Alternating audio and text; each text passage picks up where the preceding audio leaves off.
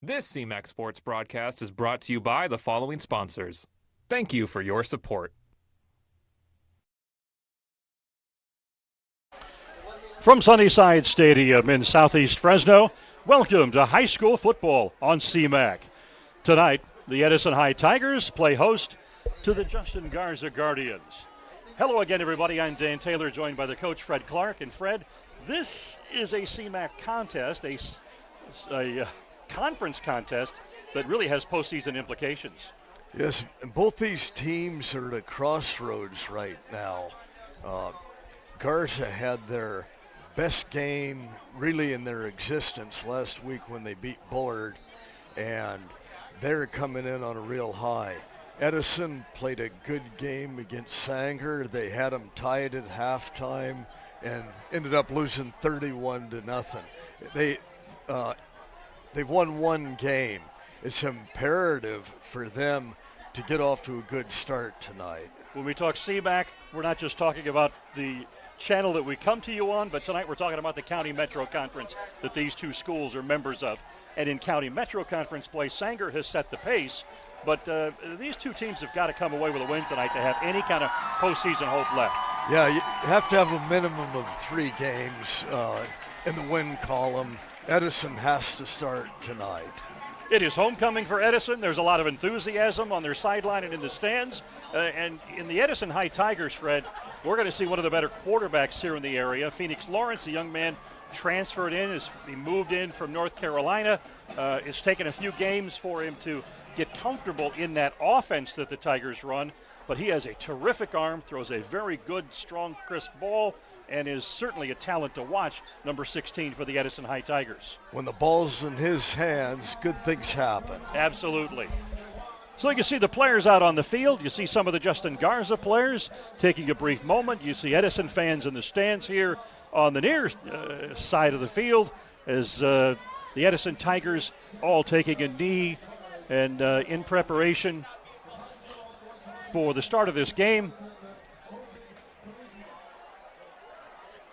And now the Tigers will head to their bench in preparation for the national anthem and the beginning of play tonight.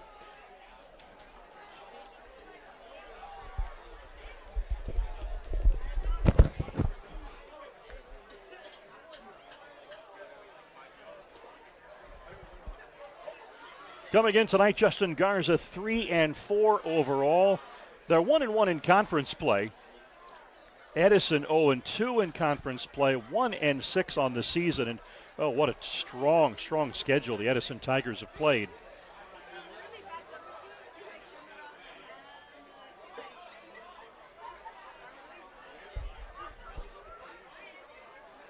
Is down on the field. We prepare. The teams are both standing on their sidelines. We have the band from Edison to our left preparing. And now everybody is being instructed to stand. Face the American flag in the west end zone. And the Edison Tiger Band will play our national anthem.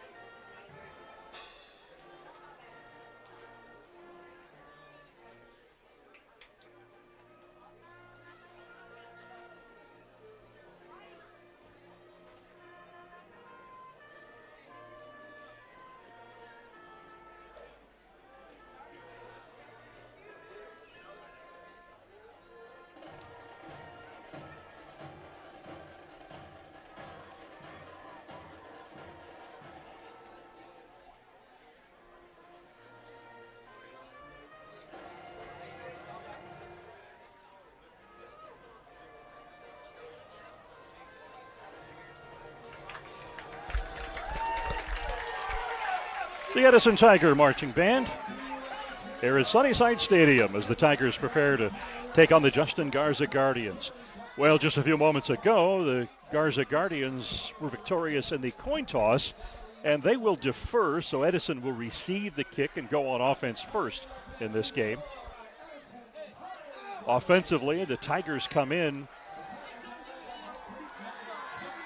and their standout quarterback, Phoenix Lawrence, has thrown for 9 touchdowns thus far in their 7 games. He's been intercepted 7 times, 103 for 166 overall on the season for 1,100 yards.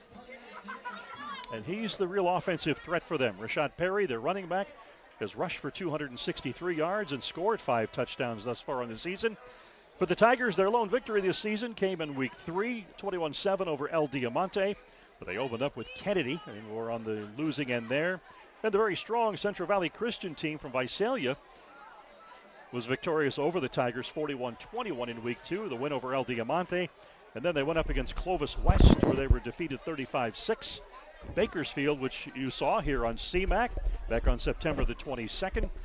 Bakersfield victorious 41-21. San Joaquin Memorial, a real tight nip and tuck game that finished up 22-21 for Memorial. Fred, is that a game that you caught during the season, Edison and Memorial? I didn't see the game.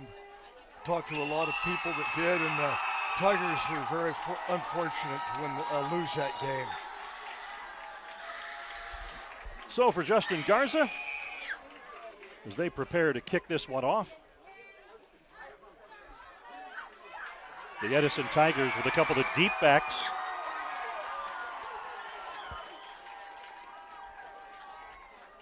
Edison with Tyree Sams and Dejor Malone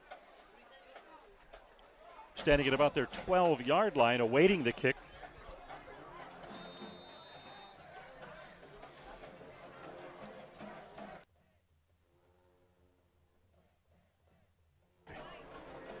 And here comes the opening kickoff, and it's a squib kick, the kind of kick Fred Clark loves. Fielded at the 25-yard line, brought out across the 35 to about the 37-yard line, where the Tigers will begin play on the return. That was Tamel Horton for the Edison Tigers. Horton did a good job grabbing that one on the bounce and making some good yardage out of it. And you're right, I love those type of bouncing kicks. Just keep them a little closer on the ground. So your first look tonight at Phoenix Lawrence, the standout quarterback for the Edison Tigers. A very strong arm, a lot of talent. He's got some colleges that are looking at him thus far. He's the lone back in the backfield, but the Tigers have 4 receivers at the top of your screen. One now goes in motion. That is James Rose, and now he sets in the backfield next to Lawrence. Lawrence is going to go to the air. A zinger across the middle, complete to the 40-yard line.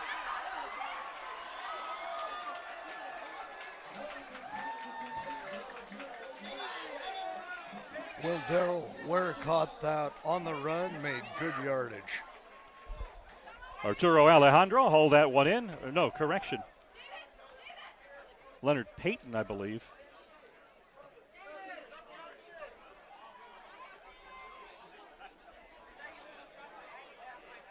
You're right, Fred. It was Ware. Had his jersey bunched up. Couldn't tell. It looked like an 8. Okay. They're going to stay on the ground this time. And they may have picked up a yard.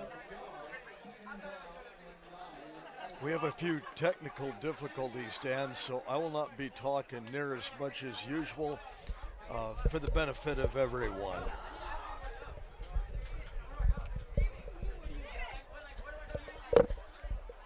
So 2nd down and 10 for the Tigers. Ball rests on the Garza 39-yard line.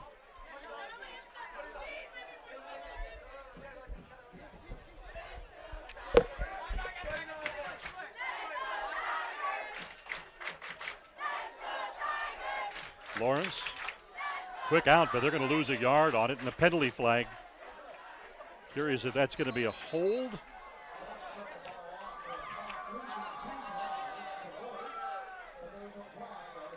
Indeed. Preliminary call is a hold against the Tigers. Hopefully we'll not have another one of these games where every other play has a yellow flag. That game we did last And week. who is hoping? Me? Because you're going to be rolling your eyes every other play? Yep, probably me. Because those drive you crazy. Yes. And they do. Every coach or former coach, when you see silly penalties like that, it does drive you crazy.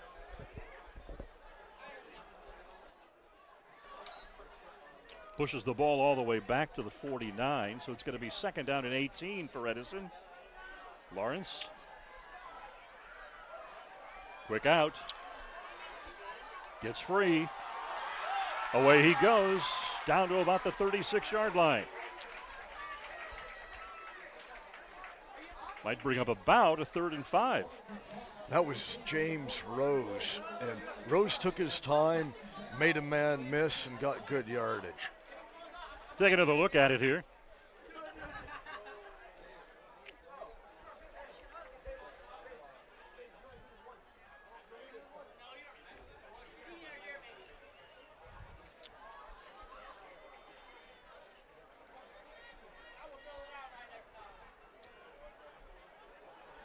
So 3rd down for the Tigers. They need to get down to about the 28-yard line. Gonna run it. It's got some running room. May have gotten a yard before that hole closed. And that closed quick. It looked like he had initial space, and Garza rallied to the ball quickly. Rashad Perry, one of their key offensive playmakers, back in. He's averaging 55 receiving yards a game. Also their leading rusher. He has rushed for 263 yards and scored 5 times on the season. He comes into the game, and he is a threat. Lawrence under pressure. Gets it off. They're going to be a yard, maybe 2 yards shy of the first down, but it is an incomplete pass.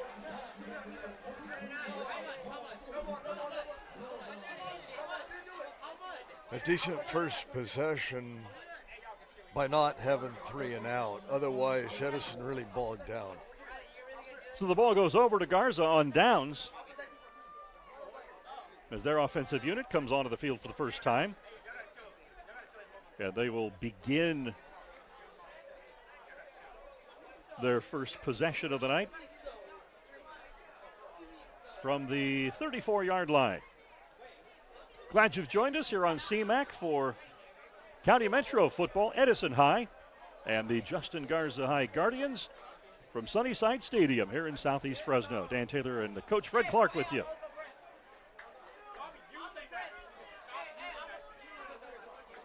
Caleb Matthews calling the signals in the backfield for Garza High. Quick little out pass and hauled down maybe a yard back of the line of scrimmage. Good defensive play by the Tigers on that one. Definitely lost yardage on that.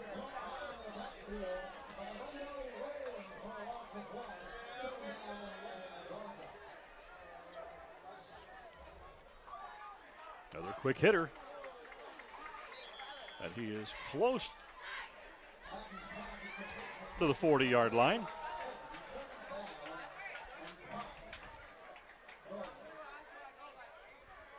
Brings up 3rd down. Ball rests on the 39-yard line. They have to get another 10 yards for a first down. A quick toss, complete. He's got the first down. So the passing game keeps the offense moving here as the football is placed right at the 50 or at the 45-yard line.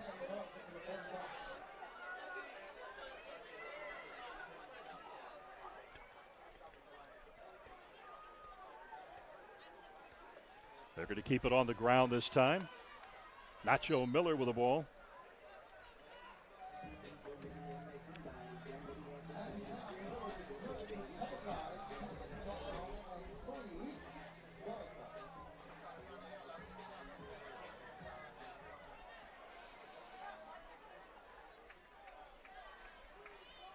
Rolling out to his left. This is tough for a quarterback, but he's got his receiver open, and he hits him at the 18-yard line, wrestled out of bounds down at the 10. Julian Aranzasu, I don't know how anybody could get coming that up with that catch. He slipped behind the Edison secondary for a big first down, and they're in scoring position. Well, Edison's trying to get pressure on. It's been their Achilles heel all season, and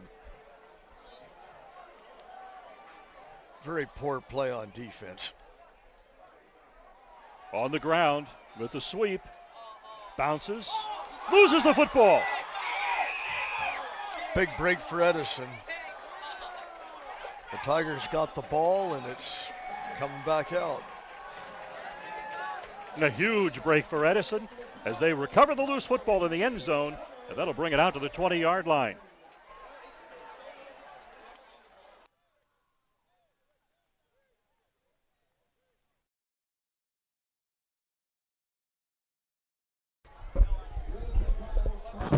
So a big break for the Edison Tigers as they recover the loose football in the end zone.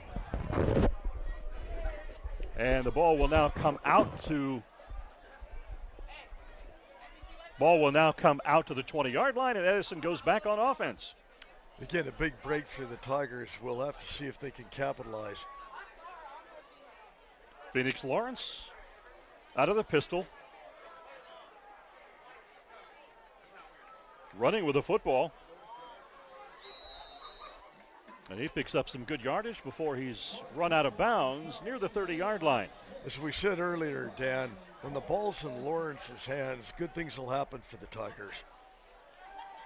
You have watched them at practice, and they have tried to work him into some more running situations and take greater advantage of his skills. And it's something you can't do right away.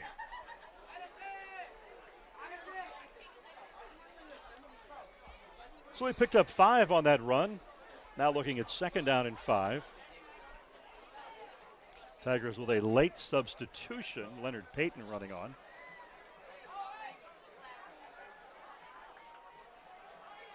On the ground, big hole to the 40, to the 50. Can he outrun the secondary? He sure can. He's going to go Tyree Sams all the way. Touchdown Tigers.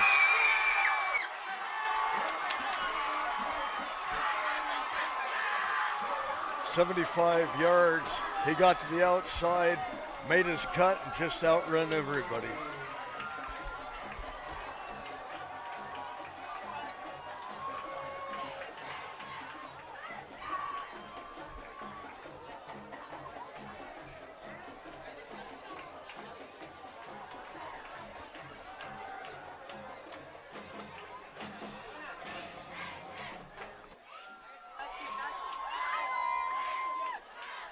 Tigers now to attempt the extra point.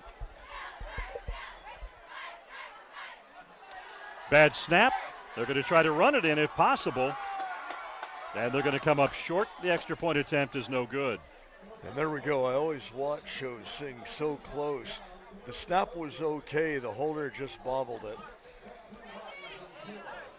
So Tyree Sams electrifies Sunnyside Stadium with that 63-yard touchdown run and puts the Edison Tigers on the board first, 6-0 over the Justin Garza Guardians.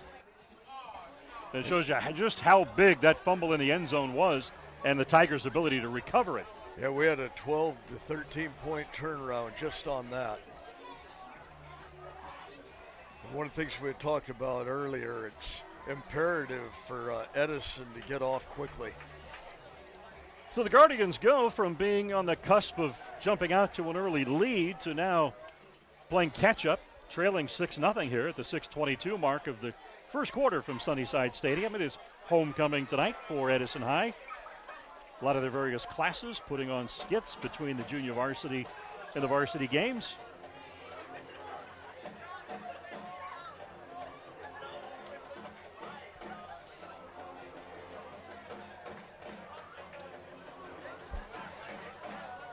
Two returners deep for Garza.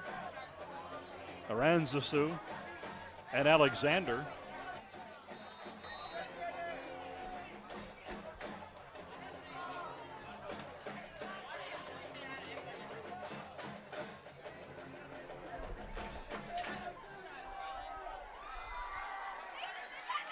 Alexander from the 15.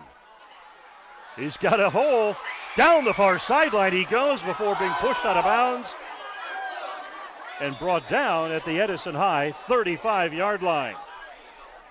Alexander didn't even look like he was running fast. You know, took the ball, made that one cut from the outside. We'll see it here. A return of just over 45 yards. The Guardians start their second possession of the night with excellent field position. Only the speed of the Tigers, what would you call skill players, preventing that from being a touchdown.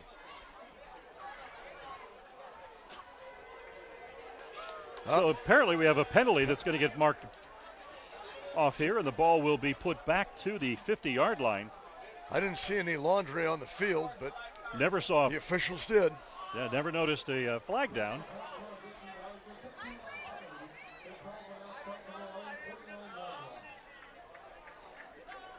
So the ball placed at the Garza 49-yard line after officials march off 15 yards on that penalty. Again, they continue to go for the little quick tosses.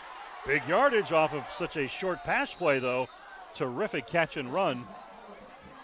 Oh, we had a missed tackle. That could have been stopped for a minimal gain, and he broke through. Got about 25 yards on that. Caleb Matthews, the Guardians quarterback, very, very effective with the little quick out passes. They're going to keep, no, Matthews pulls it back. He's going to keep it. He's got running room down near the first down marker. Looks as though they're going to give him the first down as he is brought down around the 10, maybe the 11-yard line.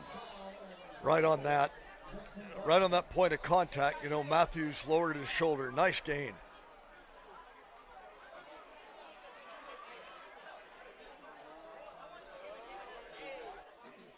So just like that, Justin Garza back in the red zone and threatening once again. A big, big backfield, and they're trying to draw the Tigers off sides here, and the Edison Tigers are not going for it. Out of the Wildcat, and it appears that the Guardians may have picked up a yard. And the Tigers did a good job defensing the Wildcat. Something must have shown up on tape where they knew it was coming, because Garza had it loaded, and the Tigers have not been too effective on their line play so far tonight. So it's good stuff for the Tigers. Well, they're going to go with the same formation, and once again a hard count, trying to draw Edison off. Doesn't work. Again from the Wildcat, inside the 5.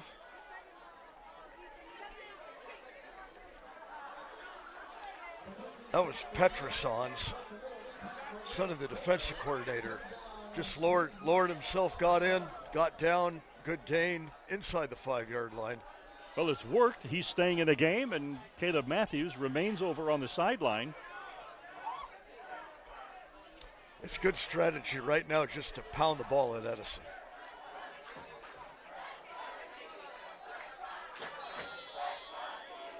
And we've got a timeout taken by Justin Garza High. So thus far, both offenses have been very explosive.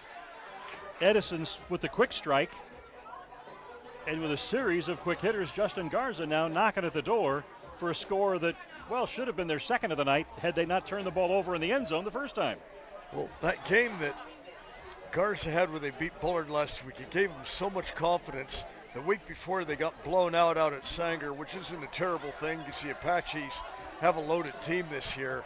But they were down 28-0 at the half against Sanger. And then when they came back and handed it to Bullard last week, it just gave them so much confidence. And that's the type of game that a team can really use. And they have 2 shots to make 4 yards. I don't look for them to try a field goal unless they have a big loss on this play. Line play has been the Tigers' real Achilles heel this year, and they've been dominated. You can see by the long counts, they're expecting Edison to jump offside. Well, they've done their film study. As you noticed, that was happening even in pregame practice. So the coaching Not a staff, good sign. No, the coaching staff certainly jumped on that. So Caleb Matthews back in that full house wildcat that they had previously used on 3 successive plays, gives way to a short pass. Bull over at the goal line and in. And that was Petersons, who had been in the wildcat as the quarterback. And he scores as the receiver. And he had a big head of steam going, and he caught the ball right about the 1 yard line. He wasn't going to be stopped. So the short pass from Caleb Matthews to Jack Petersons. They go with a bit of the muddle huddle and a 2-point attempt.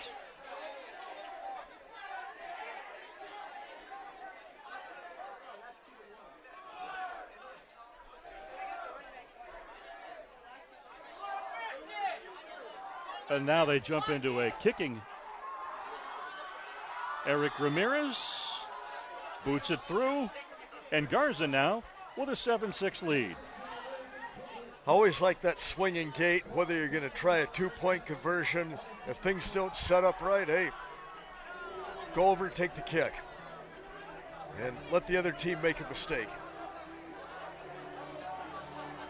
So the Edison lead lasts about 2 minutes. And Garza with a long kick return. They shrugged off the 15-yard penalty, marched right back into Edison territory, and score on the short pass play. And as we adapt to our problems up here with our sounds, I can do my normal job and give you the weather report. At kickoff, it was 72 degrees, should be in the mid-60s by the end of the game. Absolutely no breeze, which is a big improvement over 2 nights ago. And our officiating crew. Our officiating crew is pending until after the kickoff. I can talk fast, but not that fast.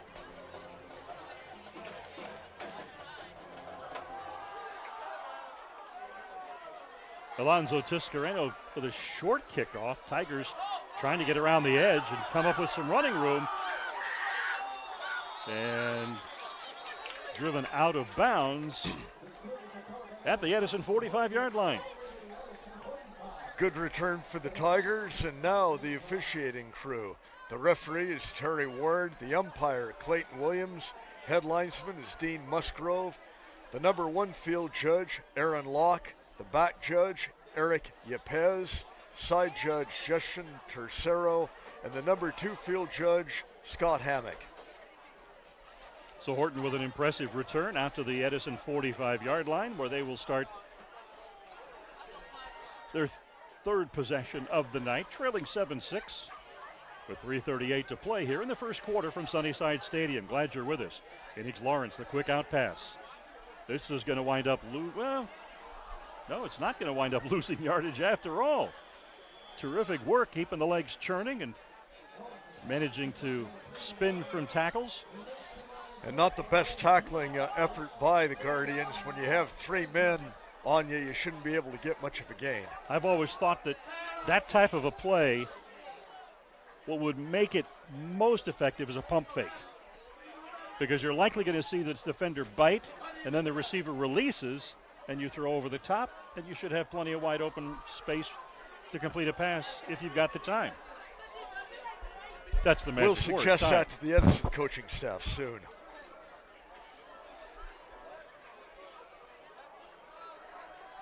In motion is Malone.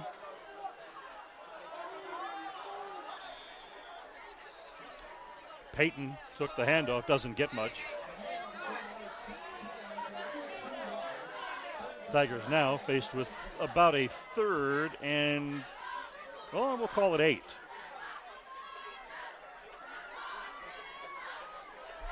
Yeah, that was not too original. That play wasn't going anywhere from the get-go.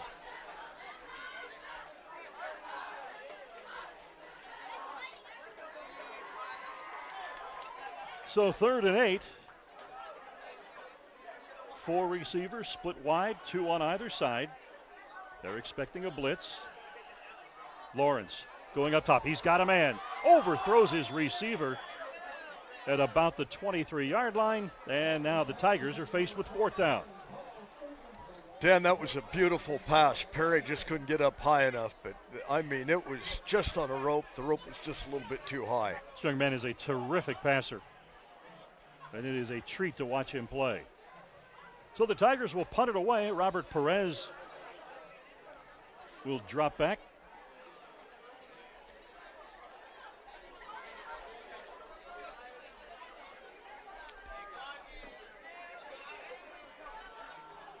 Omari Bogan about the 25-yard line, and he also has some wheels on him.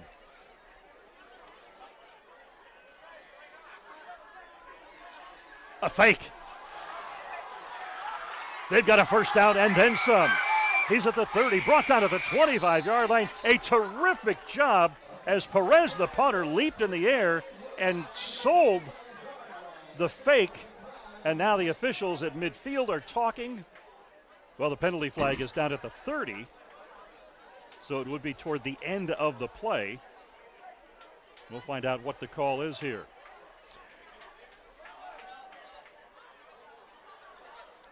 Took a block in the back, whistled against the Tigers. I think this will happen after the play was over, so the Tigers should retain possession of the ball. Well, if we can get another look at that fake. That was beautiful execution. Faked us. Well, me anyway.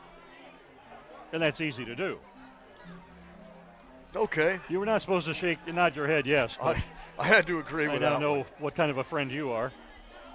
You should know by now. Left here in the first quarter. Keep that blade handy, right? Yeah, the Edison Tigers have been electrifying tonight. The long touchdown run earlier by Tyree Sams, and then the fake out of punt formation. They're on fourth down, and they've got the football at the Garza 39-yard line. And the hard count, you saw the Garza front jump, and bad move by the center, because when that happens, you're supposed to immediately snap the football to get the penalty. Don't worry about what the snap count was. A quick pass, intercepted, and he's got plenty of running room to the 30. Now he's caught from behind and driven out of bounds at the 25. Pass was off of a receiver, a defender, and intercepted. Let's take another look at it. That was Bridell Ariello, and he had the wide open field, but the Tigers' speed was able to avoid a disaster. Bridell Aurelio coming up with it. And suddenly Garza is in business at the Edison 25-yard line following the interception off the tipped ball.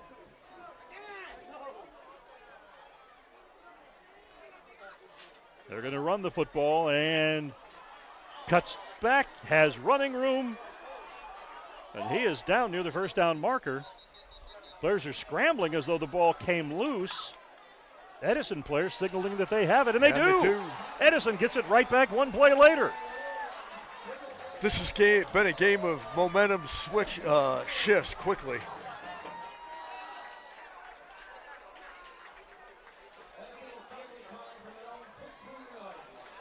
So one play after losing possession on the interception, the Edison Tigers get it back on the fumble recovery.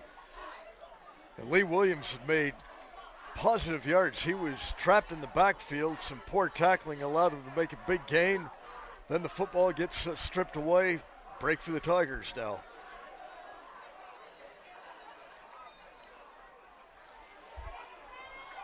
So 1st and 10 for the Edison Tigers at their 19-yard line. 4 receivers to the near side.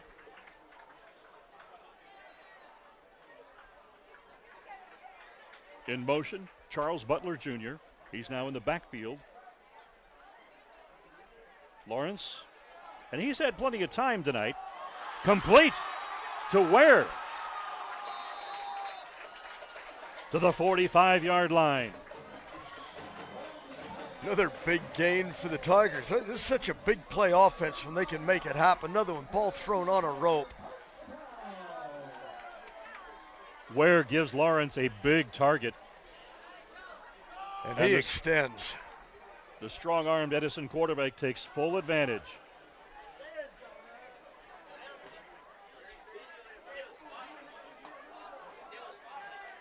Hard count, draws the Guardians offside. Fred, coming in, you were worried that was going to be a problem for Edison. You saw them jumping left and right in pregame. Big time. And when I've seen the Tigers this year, this is such a problem with them on both sides of the ball with the line. And it's good to see that they've seemed to be doing a good job of correcting this. Crunch time will come when the players start getting tired later in the game. From the 50-yard line, across the middle, low. Receiver unable to go down and get it. Pass incomplete. Ball was thrown low and a little bit behind Perry. So that ends the first quarter of play here from Sunnyside Stadium. The Edison Tigers trailing by a .76, but certainly on the move now after a couple of turnovers there. Well, whenever we see the Tigers in action, we're going to get our money's worth. You know, you see big plays, electrified plays, a lot of speed, and all else that goes with it. When we saw them a few weeks ago against Bakersfield, it was very clear that they were an offense still coming together. It was an evolving and ebbing offense, and we talked to one of the assistant coaches after the game, and you got a sense they were confident that it was going to come together. A lot had to do with Phoenix Lawrence being new to Fresno, new to the program, learning the offense. And this is a much different look than what we saw in the Bakersfield game. Yeah, they've improved a lot in the last few weeks, and I've alluded to this before. They had Sanger 0-0 out at Florida Stadium last week, and once Sanger scored, the route was on. But the Tigers, they need a key to stay close, and if they can stay close, I think good things will happen. 7-6 Garza as we begin the second quarter of play. The teams swapping ends. And didn't have too far to swap here with the ball at midfield. Exactly. 2nd and 5 for Edison, as they are now attacking the east end zone.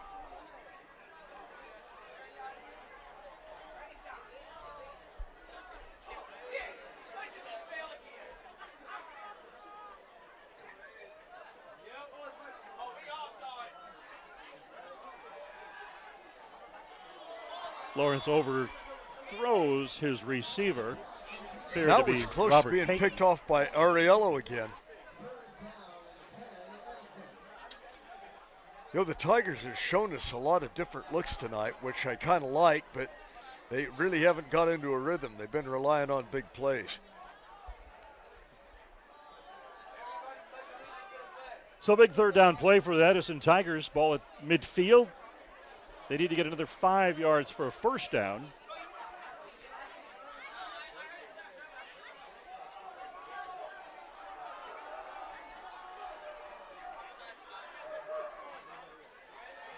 Lawrence flushed from the pocket, being chased. Hayes going to run the football, trips as he gets across midfield, and goes down at about the 46-yard line.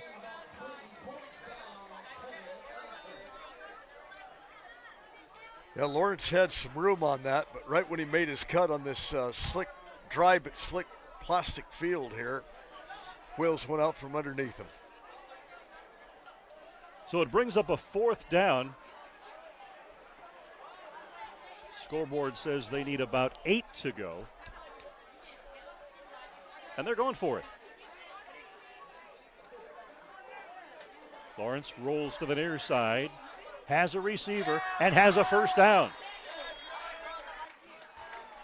That was Malone. Got open, first down yardage. I didn't really like going for it on 4th and 8 where he could have pinned down, but hey, roll the dice. You're 1 and 5, 1 and 6. Make something happen. Well, rolling your quarterback to the weak side is sometimes problematic. Throwing, going to his left, but he has such a strong arm that was really not a major problem for Lawrence. So and Malone helped him out. 1st and 10 for Edison at the 35. In trouble, trying to double back, and just gets rid of the football.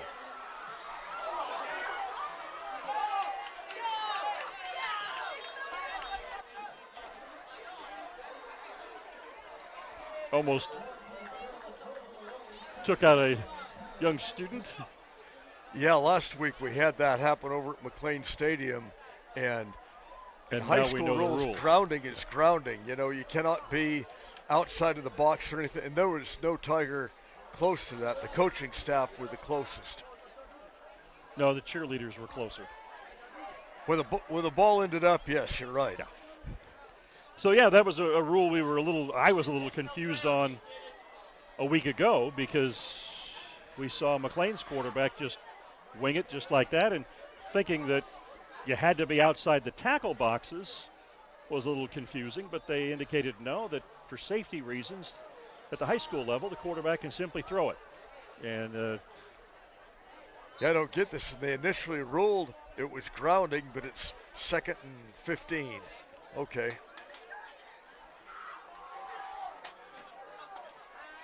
And once again, the hard count gets a Garza defender to jump off sides, in this case, Petersons.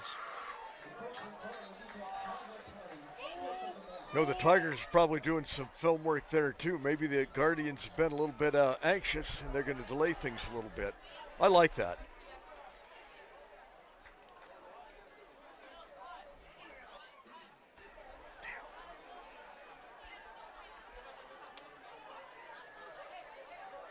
Lawrence going deep, has a receiver wide open. It is complete down to the 2-yard line. That was Malone again bringing it in, and he was covered pretty well. He just outfought the bigger men for the ball. Well, the ball's coming back, so apparently it must have been incomplete. There was an official right on the spot who never motioned incomplete.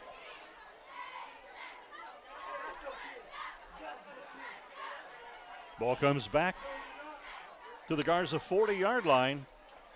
Okay, tonight I'm keeping it positive about the officials.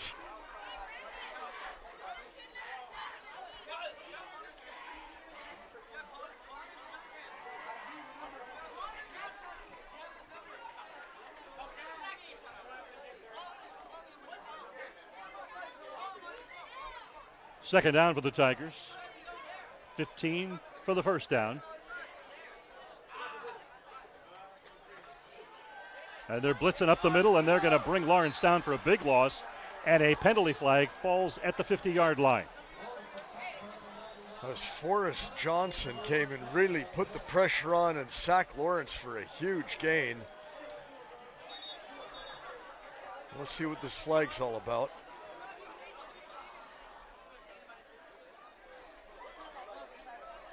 And Johnson just came in untouched.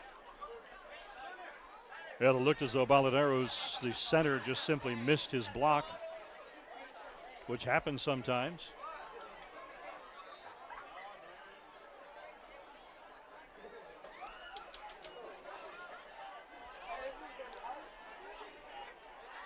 From their own 48-yard line, the Tigers have got to get down to the Garza 25-yard line for a first down. Again, the blitz dumps it off. He's got a man with running room. Brought down at the 43, well shy of a first down. But suddenly, Garza's defensive coordinator has dialed up some blitzes that have been very, very effective. And even with that, there was some running room there, but that was a good open field tackle. Hit his man low right there and brought him down. He was going to get another 10 yards out of that. Still would have been well short of the first down. Good job of Lawrence to know where the safety valve was and dump it off.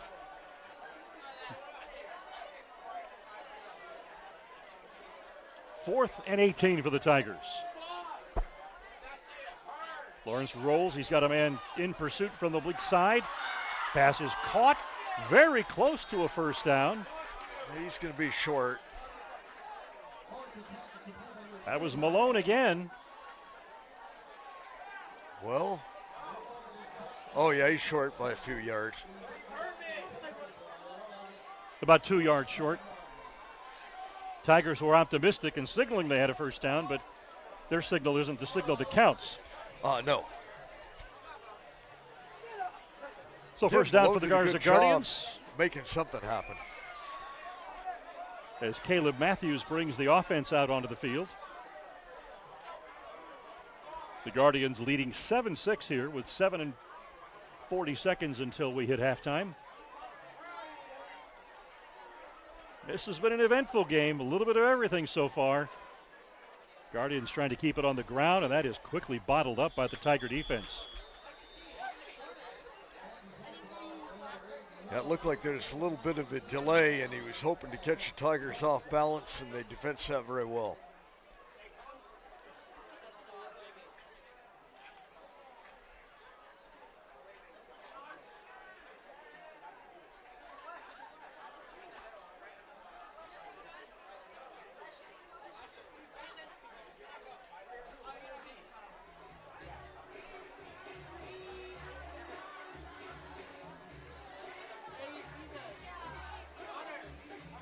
The officials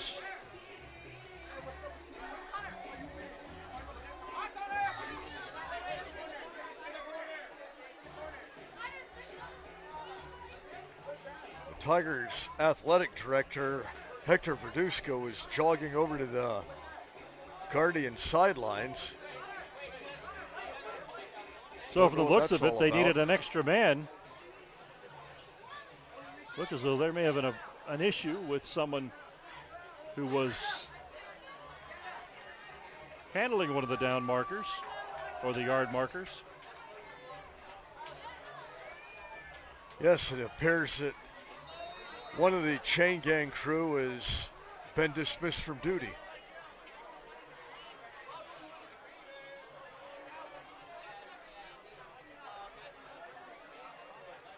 Matthews gonna throw it.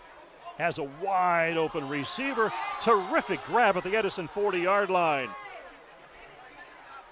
Aaron Susu made a heck of a catch here. He had field in front of him, but he was forced out of bounds. Big gain for the Guardians.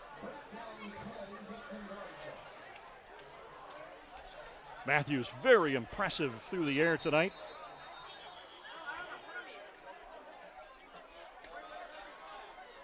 The officials stopped the clock.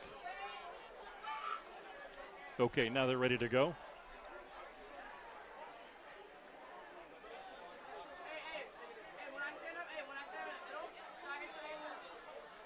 Quick toss. Goes nowhere.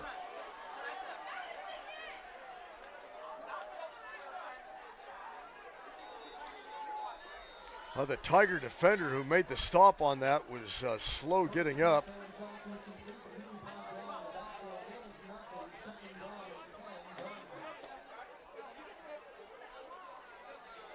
A number on the Tigers that we don't have on our roster, number 15. And not on our updated roster either. First down for the Guardians at the Edison 40-yard line. Francisco in motion. He's got the football, and then he is tripped up and brought down.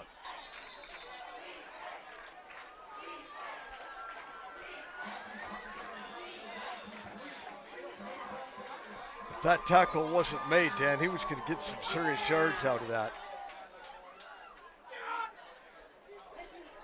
Just tripped him up. That was Rodney Webb getting over, and we have a penalty on the Guardians.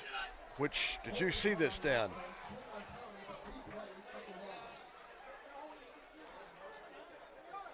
Okay, ref, let's have a signal up here. What was that? Well, the Guardians will replay second down. They've got the football at their own 49-yard line. Matthews flushed from the pocket. Quick toss. He was close to the line of scrimmage. Gets it away. First down. Driven out of bounds at the 25-yard line. That was Pestroson's again. And once the ball's in his hands, he's not going to go down easy. That was close to being over the line.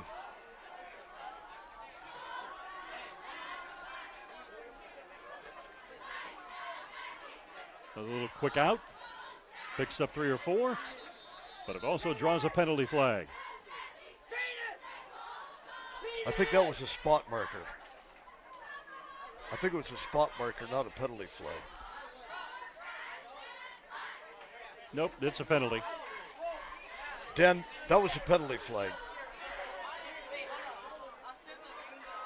It was a hold on the offense, so that'll bring it back. The way that penalty flag was thrown was, it was like an underhand softball. I want my officials to throw it with authority. On the reverse, plenty of room. And he loses the football. And the Edison Tigers have got it. Another huge break for the Edison Tigers. That went from being a big gain to being another disaster. Alexander, the man with the football, and he had a lot of room to run and coughed up the football.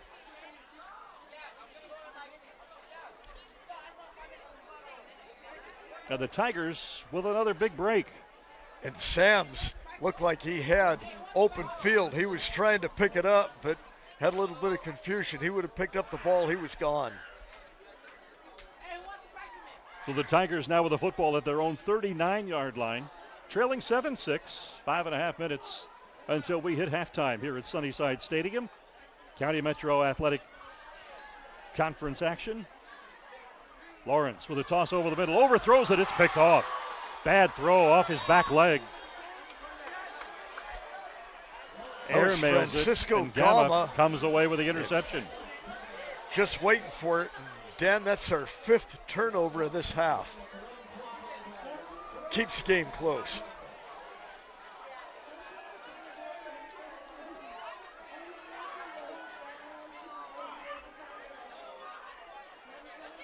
So once again, one team gets a turnover, and a play later, they give it up on a turnover. And the Garza Guardians with the football at their own 45-yard line.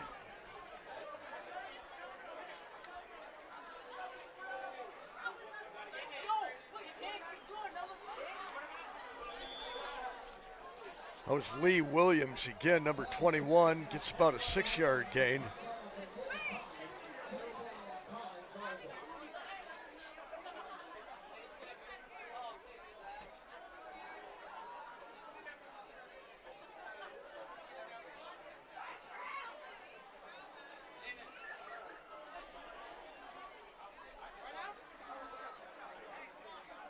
Second out, about 5.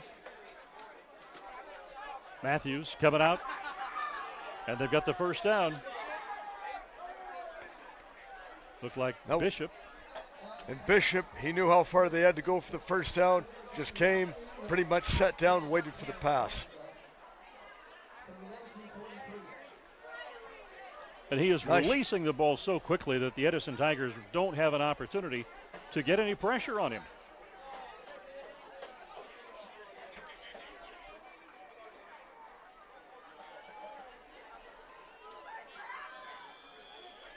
Looked like Miller may have picked up about 4 yards on the run. A little bit of a delay. Tigers did a good job reacting to that. That could have got some serious yards.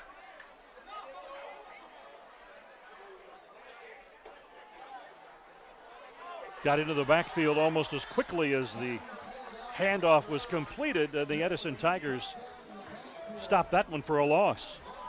That was Peyton. He read that all the way.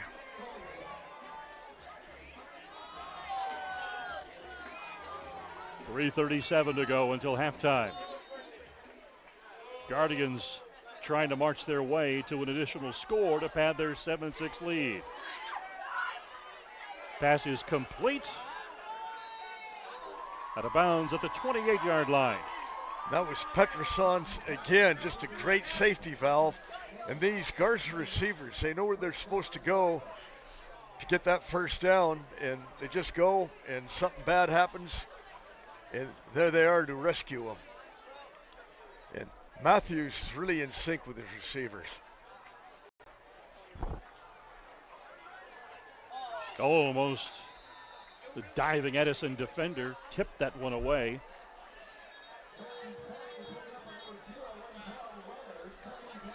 That was Ware that got in and broke that up.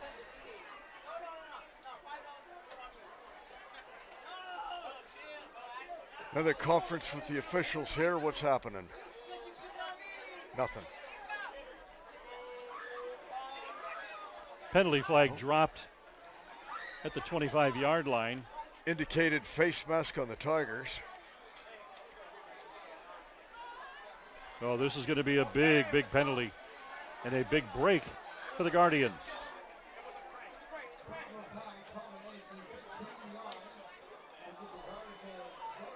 Now, if it's a personal foul, was it the hot dogging that took place by the defender after he tipped the ball away?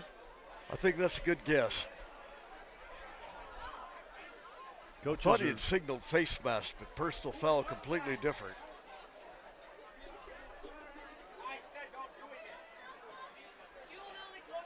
Matthews keeps the football and tries to hurdle his way into the end zone, and half a dozen penalty flags come flying. Watch this.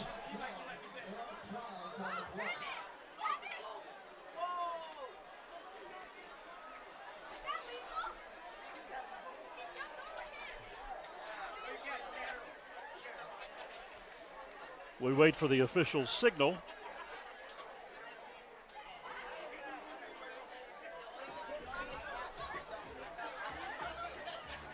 It appears it will be marched off against Justin Garza.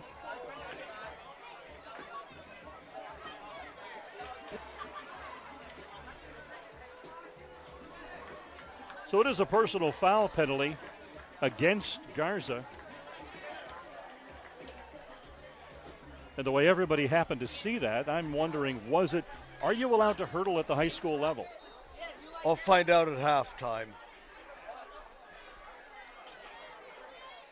1st and 10 from the 14-yard line. Matthews being chased. Evades the pursuers, throws to a wide open receiver for the touchdown. Zasu again, man, that was a nice catch, and Matthews bought himself some time. 2 great plays.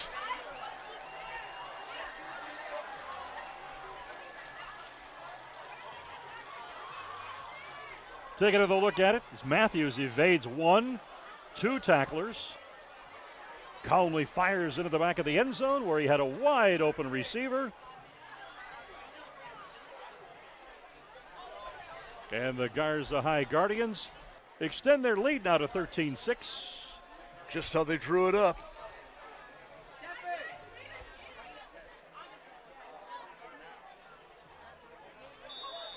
All kind of mess when the ball was snapped. Extra point works. So we've got a 14-6 ball game here with 2 minutes and 12 seconds to go until halftime. In a game that has had a bevy of turnovers from both teams.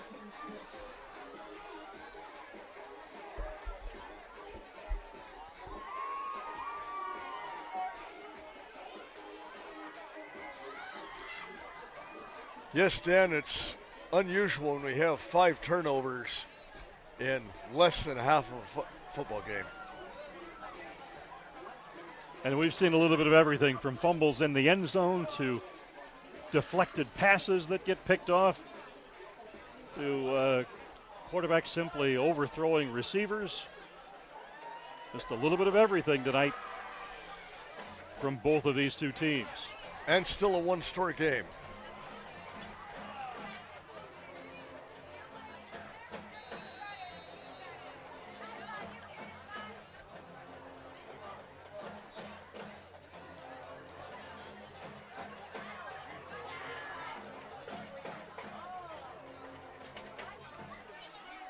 Horton deep for the Tigers, but it's fair caught by one of the up men at the 28-yard line. And Garza's 3rd kickoff, and each of them been a little bit different, crossing it up a little.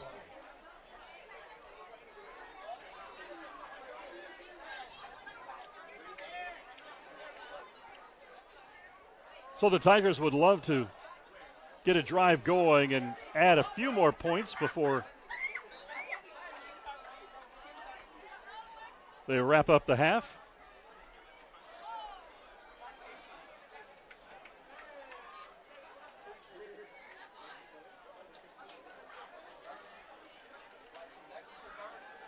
Lawrence, low pass. He's got room to run. Oh, and he loses the football.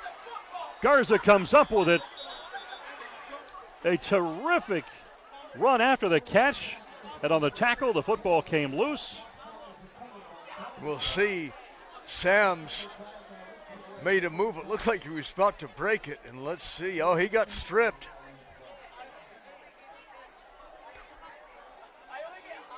And number 91, Samarian Frazier, big lineman, just bounced right into his hands. Often linemen are so surprised when that happens. Well, he knew what to do. The sixth turnover of the half.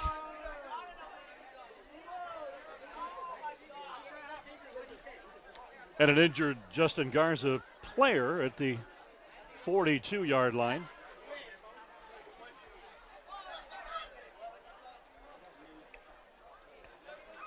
And a night with turnovers, the likes of which we have not seen in a long time. I mean, I would expect this if maybe Hoover was playing Fresno High. Just continue to rub it in on my alma mater.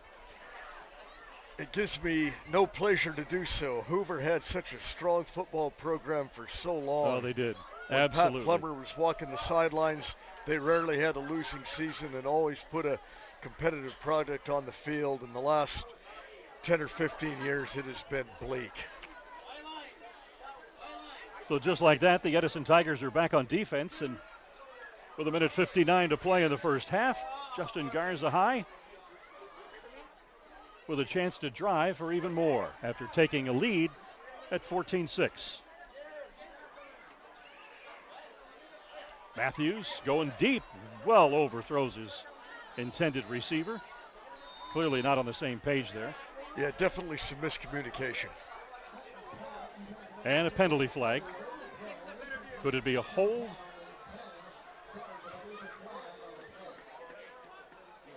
Indeed, a hold on one of the Garza linemen. And the ball will be marched back.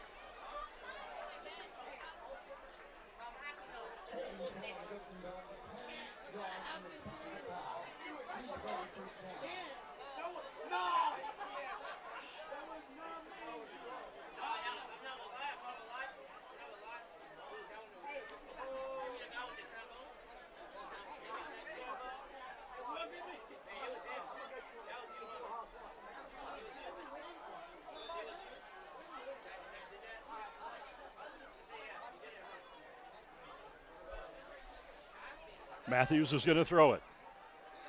He has been plenty dangerous doing that. Now he's going to dump off the quick out pass.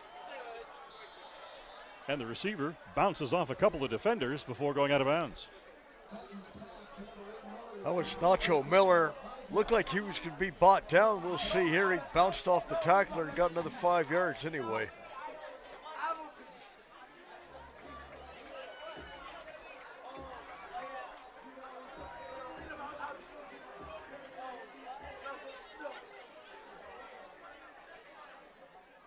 Matthews under pressure.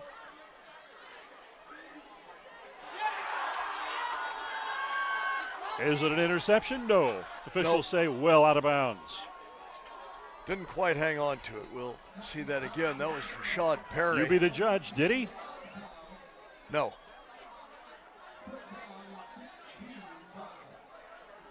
Did not get a foot in bounds. Third down and 15.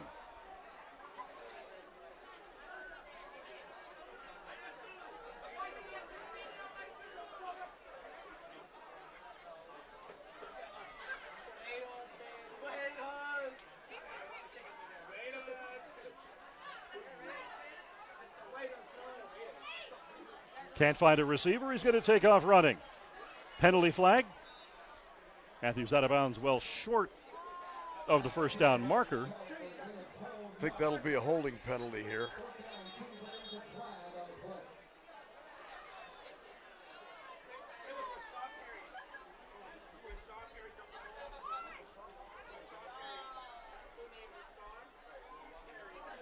Wait for the officials to iron this one out.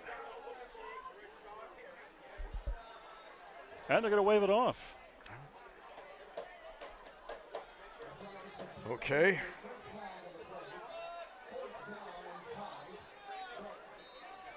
Boy, the Tigers are throwing picks right now. Garza may as well go for it.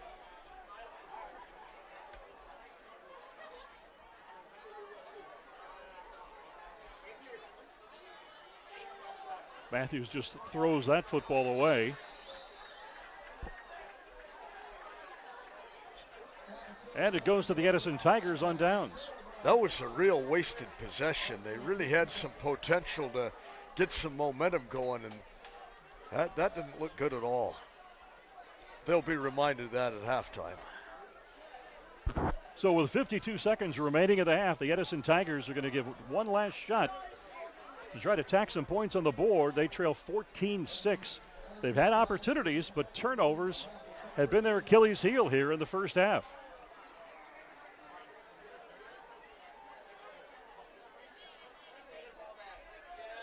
Phoenix Lawrence, hard count, and once again they had him offside, and the center doesn't take advantage and snap the football. Forget the snap count. Take the 5 yards. Or just one heavier lineman run forward. Quick pass over the middle. Evades one tackler. Gets by another. Down he goes at the Garza 45. Yep. Perry seemed to lose his balance just a little bit on the slick field. He is quick. Edison takes a timeout. 41 seconds left on the clock.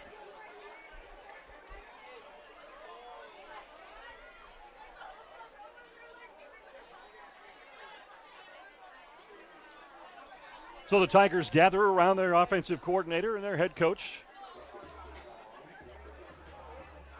And the way Phoenix Lawrence has thrown the football, do you just keep it in the air? Well, you've got 41 seconds, decent field position. Try a couple of these medium-range passes and try and get down in, take a couple of shots to the end zone. Try to keep it close to the sideline to get out of bounds and stop the clock, if you can. Well, the Tigers have 2 timeouts left. They have plenty of time if you manage the clock correctly.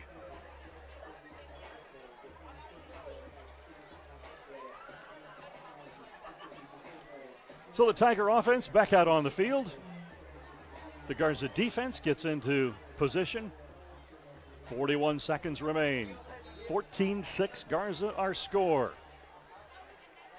Phoenix Lawrence calling out the signals. 3 receivers to the near side. Looks to the near side. Hits his man to the 40-yard line. Pickup of about 5. They hurry up to the line of scrimmage, ready to get another playoff.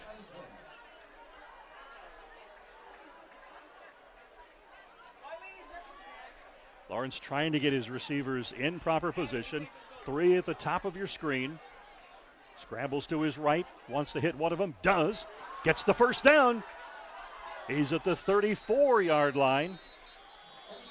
That'll stop the clock with 12 seconds left. Well, that whole sequence of plays from the end of the last one to the end of this one took 30 seconds off the clock. The Tigers used a timeout, but with all of that, they gained 11 yards. With only 1 timeout left now, they're going to have to take a few shots at the end zone. And Lawrence has the arm to do it, but does he have protection? Can he get his men open? So Edison with the first down. Ball at the 33-yard line of the Garza Guardians.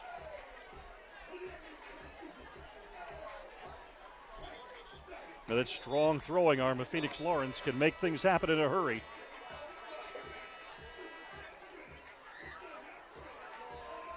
I see that my woeful Denver Broncos are losing once again to the Chiefs. 19-8, a very unusual score of an NFL game. I watched the Steelers and the Ravens on Sunday, and that was an NFL game that they could have played 50 years ago, 14-10, and that was a slobber-knocking game.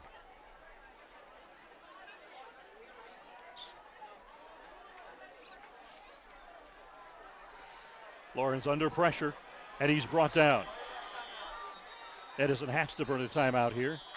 7 seconds left.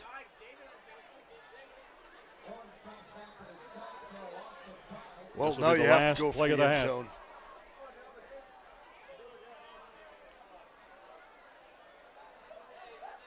And I think this play has a universal name, Hail Mary. Yep, just don't throw it out of the end zone.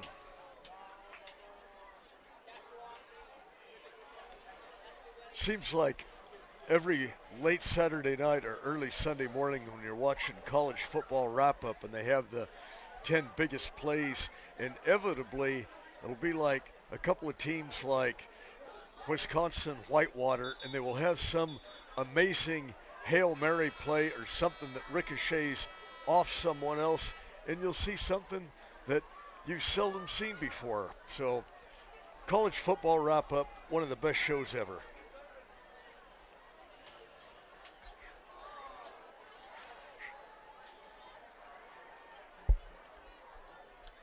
So this will likely be the final play of the half. Well, there are possibilities, a defensive penalty and whatnot, but 3 receivers to the near side. Lawrence is going to go to the air, a real quick hitter. And it's going to be a double pass, complete. Spins and is brought down as time expires. An exciting play to end the first half. And if you're not going to throw it into the end zone, get the ball in Rashad Perry's hands, maybe not a bad thing. No, an interesting play call. Had great potential. Just not enough time to make it work out, as we saw on the replay there. As the two teams head to their locker room for conversation and discussion about the first half. And Fred, your thoughts on the first half of play? Unbelievably sloppy. Anytime you have 6 turnovers in one half, I mean that, you can have broken plays, you can have a lot of things go wrong, but no matter how much lipstick you put on that pig, 6 turnovers, unheard of, and a half. As far as the score of the game, the Tigers have the explosiveness to stay in the game. They can't get discouraged and get down on each other. And right now, Garza's in a good position. They haven't played too sharp either, and yet they still have the lead. They're where they want to be right now. We're going to take a look at some first half highlights. There were some electrifying plays. There were some mystifying plays. And there were a whole lot of turnovers that kept this game very, very close at 14-6. But nothing like the way this game first started out. There you saw the fake punt. And Robert Perez, the punter, really sold it, leaping in the air as if the ball was snapped high. And it went to the talented quarterback, Phoenix Lawrence, who got the first down. But boy, the interceptions were very, very costly, as were some of the fumbles coughed up by Garza. There's one of the fumbles. Lawrence, immensely talented, going over the middle to Ware, who gives him a big, big target. But Garza's defense dialed up some very impressive blitzes.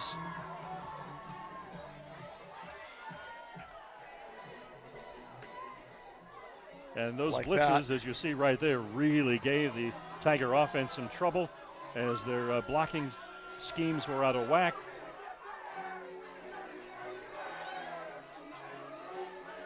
But the Tiger pass attack, when it's on and it's clicking, it's impressive. And what has been on and clicking throughout the first half has been the terrific pass attack of Caleb Matthews of the Garza High Guardians.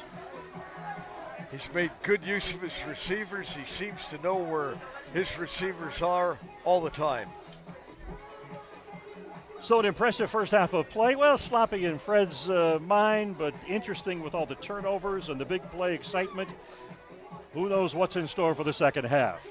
As homecoming activities take place here at Sunnyside Stadium, we're going to send you back to the CMAC studio for a lot more of what's going on in the community and at CMAC.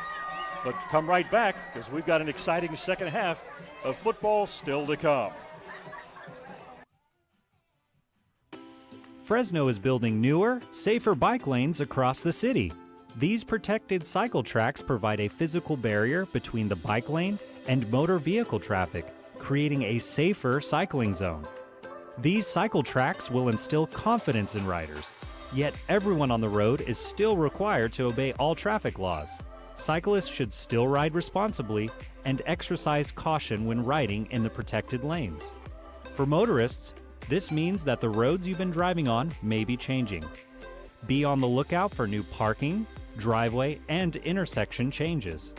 For residents and tenants on these changing roads, be aware that mail, trash, and parking locations may move as well. Fresno is excited to provide diverse transportation options to our residents. Sharing the road is easy.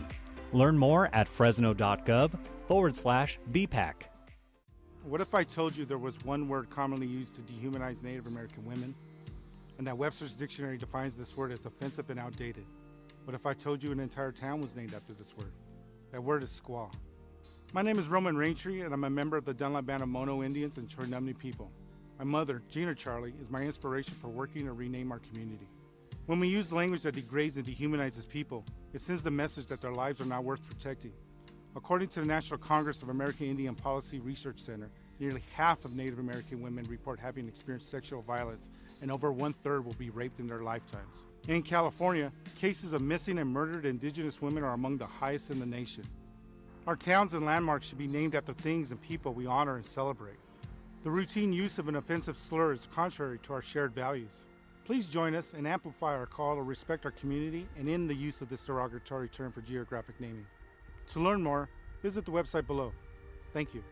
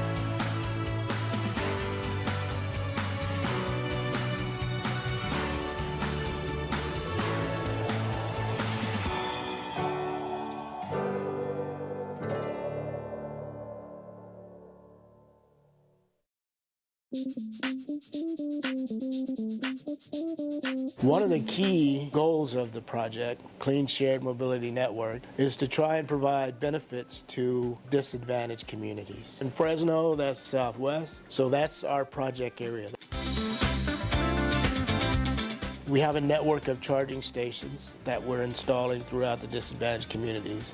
To date, so far, most of them have gone into Fresno Housing Authority sites, and we still are evaluating other sites, and we're getting recommendations and suggestions on where to site future charging stations. There's the car sharing. That program, it allows people, it's based on an app, and it allows people to basically rent a car for short periods of time. And those are typically people that don't even have a car. They're all electric, so that helps with the environment. The bike sharing works in a similar fashion where you have an app and you can rent the bikes. The battery here is swappable. It allows us to station the bikes anywhere. The bike, as well as all of the equipment, is GPS and geocoded, so we know where the bikes are at. We're going to stagger the deployment. We're not putting all 200 bikes out at once, especially in the beginning. Then we have an electric medical van that are ADA compliant, and so they can transport to medical facilities. It's a 5-year project. The step that we're at now is deploying the vehicles. We plan on doing that this fall. So once we've deployed the vehicles, then we go through a process of dynamic review. So we'll see where they're being used and not used so that we can relocate the vehicles where they're most efficient. What's really unique is how we've combined car sharing, bike sharing, van pool, all into one program. That's pretty much what's unique about our project.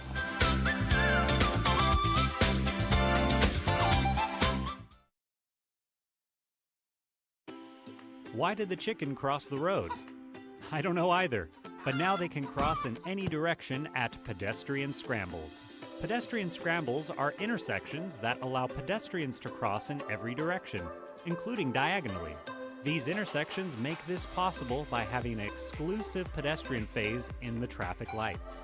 To use a scramble as a pedestrian, press the walk button when you arrive at an intersection and wait for the current green light cycle to complete. When the walk signal lights up, cross in any direction of the intersection. Drivers and cyclists should continue to focus on traffic signals and only proceed when the traffic lights are green. Sharing the road is easy. Learn more at fresno.gov/BPAC. Hey there, I'm Mark Jackson. And I'm BJ Yabisu. And we're from the Pie Shop. No, not that kind of pie. A product incubator. Whether you are a fledgling inventor or an existing company, the Pie Shop can help you incubate your business.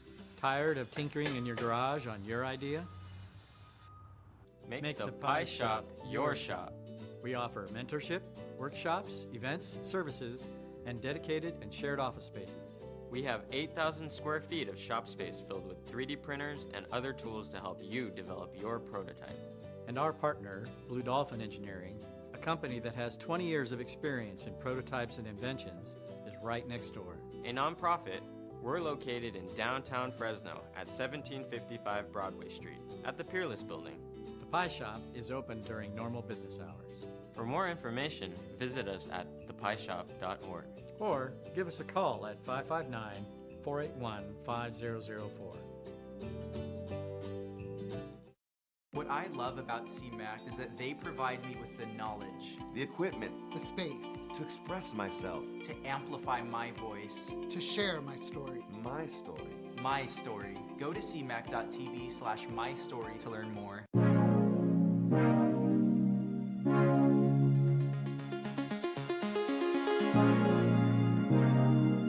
In Southwest Fresno, it's just been this barren land forever. And trees are a representation that not only life is becoming involved into that particular area, but that there's a sense of care for people in that area.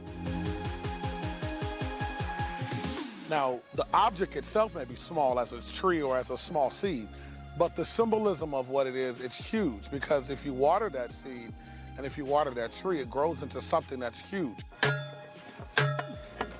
All total, this project planted over 405 trees in Southwest Fresno, and it's just really made a lot of improvement in the area. This was part of the Southwest Urban Expansion Project as part of the TCC grant. You know, it was just specifically identified for this region that's underserved, some of the poorest air quality in the area. It really benefits the residents here, but it also benefits the businesses in the area. It benefits the air quality. So it's really a regional benefit, more so than just right here on this particular street. We're reconstructing the irrigation to modern irrigation systems that are drought tolerant. We're making sure that we're planting the correct tree in the correct place and the trees that are going to thrive in this environment. All right, we're going to put a little dirt in. It may seem small to others, but it's huge because of what it represents. It represents new beginning, a new beginning that one day will become a life change for so many people, especially in an area that's disenfranchised. There's transformation that's happening, and it's happening because of projects like this. So we're grateful for it. We can't wait to finally have some Kool-Aid under the shade.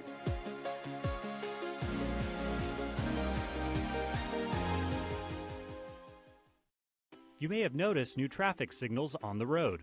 These are pedestrian-activated signals, or HAWKs. These signals make it safer for pedestrians to cross busy streets. How are HAWKs different from conventional traffic signals? These are found in locations where children are likely to cross the street. Unlike green, yellow, red signals, the HAWK is only operational when activated by a pedestrian. When the lights are off, drivers may proceed with caution. When activated, the yellow light will flash, warning drivers to slow down. Then, the yellow light will turn solid, telling drivers to prepare to stop. The two solid red lights will tell drivers to stop completely for the pedestrians. Then the red lights will flash to let drivers know they can proceed with caution. The signal will then go dark until activated by the next pedestrian. When the walk symbol lights up, and it is safe to do so, pedestrians can cross. Always look both ways before crossing. Sharing the road is easy. Learn more at fresno.gov/BPAC.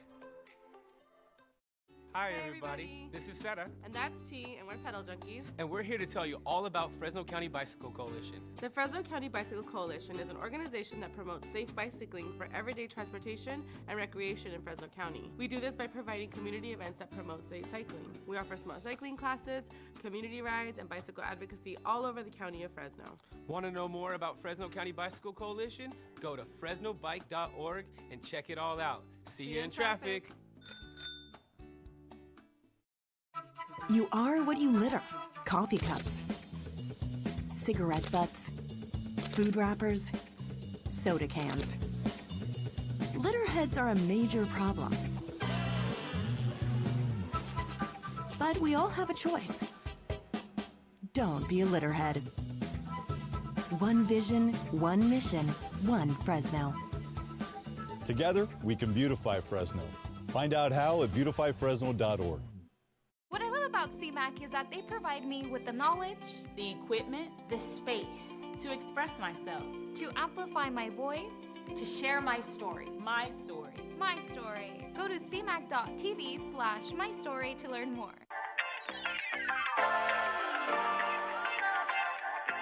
A community garden, it brings so much more than we even envisioned that it would bring. This is the Yosemite Village Community Garden and Urban Farm Incubator Program. This front part of the garden is the community garden. So there are spaces that community members can come out and check out for them to grow food for their own families. If they need coaching or they need help on what to plant in season or get access to seeds, we also help them do that.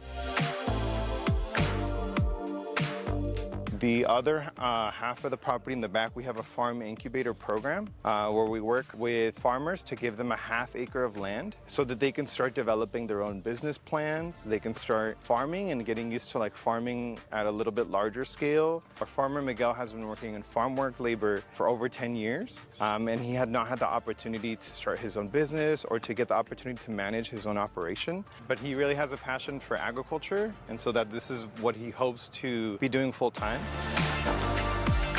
You guys want to go for a walk? We also go into the classrooms and teach in the classrooms, and then also bring kids from schools to the garden to learn here. We have volunteer days every Tuesday, Thursday, and Saturday. So if someone wants to start gardening and they don't feel like they know how to do it, or they're not comfortable with getting a garden space yet, but they want to learn, they can always come and join us during those times. Or if you're a future farmer looking for some space and some training and guidance, we have that program here too.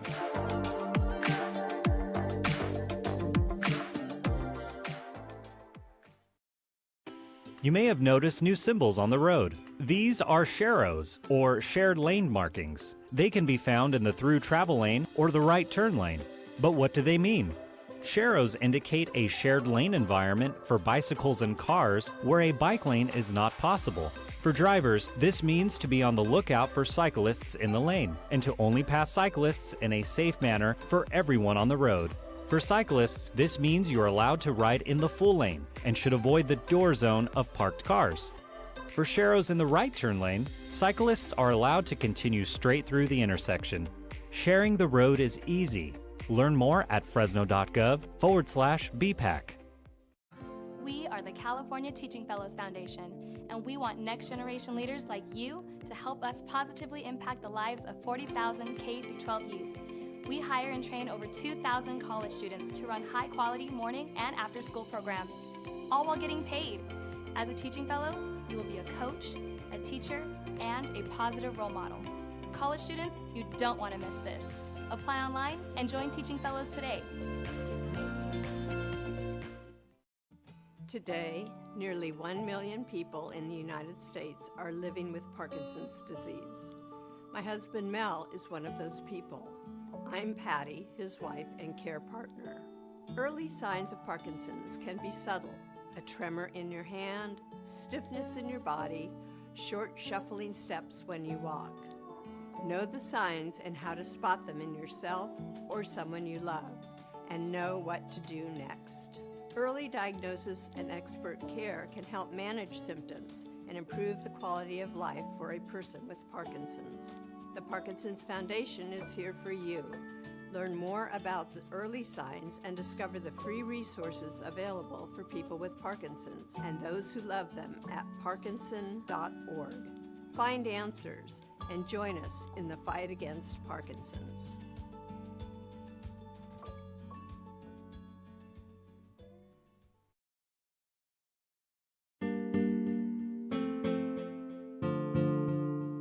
Live production is different because you don't have that leniency of saying, oh, we'll just go back and edit it.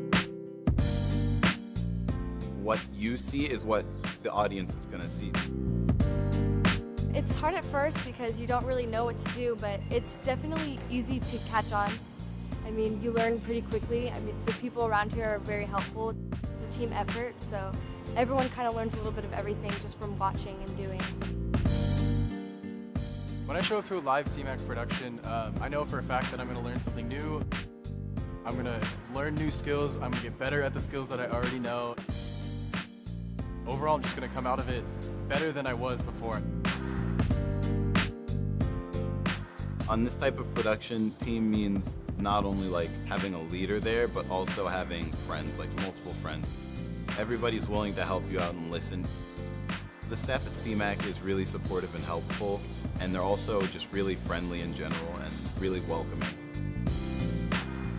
Live production is unique because you really only get one shot. You don't get a do-over like in normal stuff with like sets and all that kind of stuff. It's really just like go, go, go. The Fresno Fuego, first place in the Southwestern Division, and they're coming off a road trip that went about as perfect as you could get.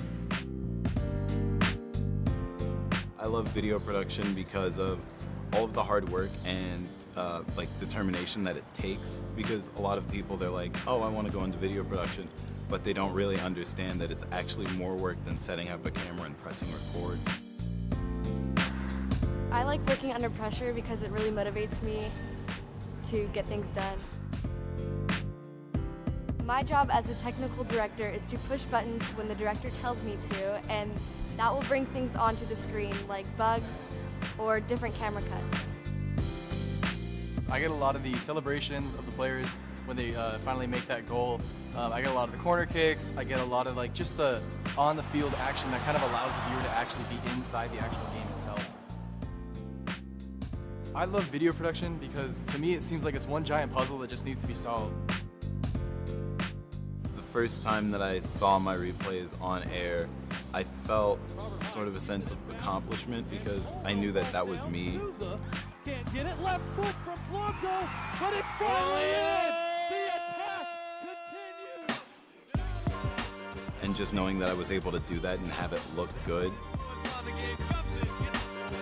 it just makes me feel really good. Before I came into live production, I had never done anything that was a live shoot at all.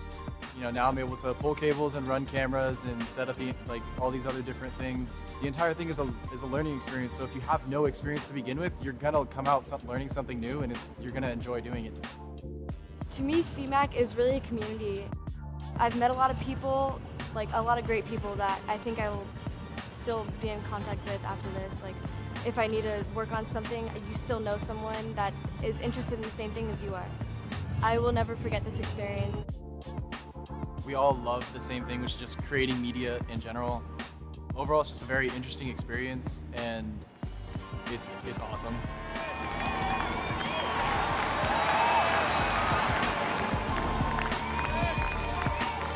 Give it a shot because you might end up belonging there more than you think you do.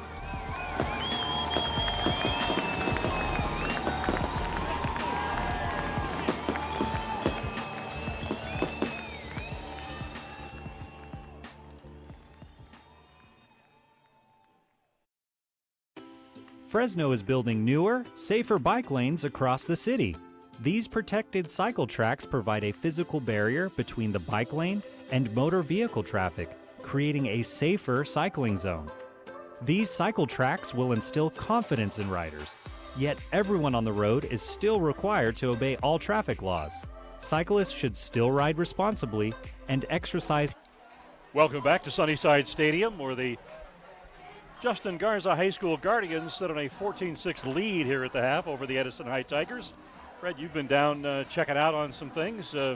Any interesting news, any scores, any changes coming up for these two teams?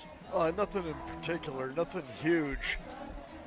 One thing that I did notice during the game when we're looking at some of those highlights, Garza's defensive backs are not that big and they're not that seemingly explosive, yet they're doing a really good job there. They're blocking the lanes real nicely. Edison's guys have not really been able to run really good routes, and I hadn't really noticed that during the course of the game until we were watching the highlights, and they're doing a really good job. They've given up some big plays. They could have given up a lot more. Absolutely. And just how important is this game tonight? Well, this is week 3 of the County Metro season, the league season. Sanger sits on top with a 2-0 record. Garza is second. Well, they're actually in a tie for second with Bullard, Madera, San Joaquin Memorial all at 1-1, although Garza a week ago defeated Bullard High, so they certainly have the tiebreaker on the night should they both wind up with equal league records. Edison 0-2. And for the Tigers, time's slipping through the sands of the hourglass. They have got to win this week if they're going to have any hope of staying in the playoff picture at all in the County Metro. Because there's only a couple of weeks left after this one, and then the regular season comes to a conclusion. So for the Tigers, this is a must-win night tonight. Oh, no doubt. And I'm not totally sold on Madera. Now, if Madera threatens Sanger up at Madera tomorrow night, gives them a good game, okay, maybe this is a really good football team. I'm not sold on them yet. Memorial's not doing well at all. Bullard and Edison are sliding. You don't have any teams that are absolute doormats like we kind of have in the NYL, but there's nothing other than Sanger that would pose any threat to the teams in the Tri-River. And this is the weakest CMAC we've seen in a long time. A few years ago, you had Edison, Memorial, Bullard, Sanger. They were as good as any team in the Tri-River. And that certainly isn't the case now, and you have to have a minimum of 3 wins to get into the playoffs, which I consider overwhelmingly liberal.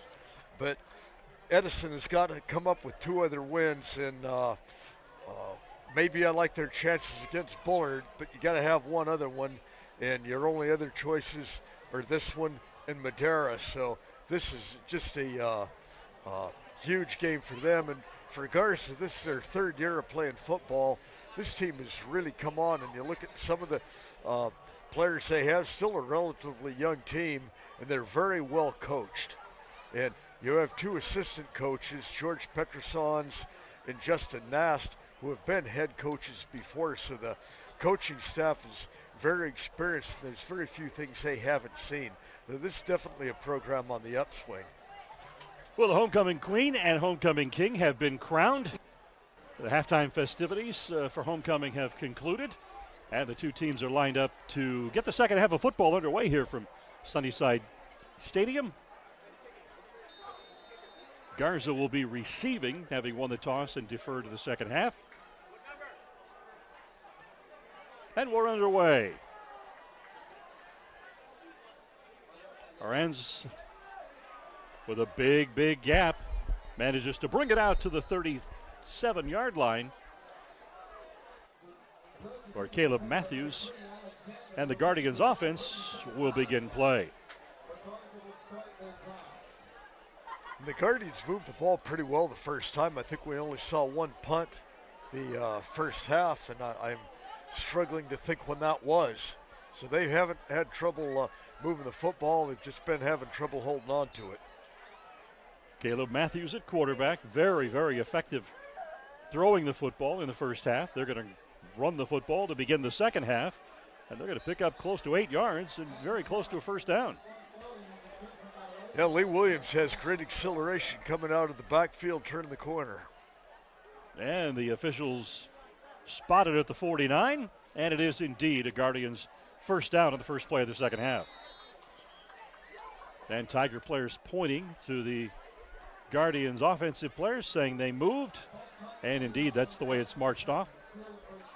So an illegal motion penalty. Both lines have exchanged positions from what I thought was going to happen before the game. Matthews, very quick out. And that'll put the football at the 47-yard line.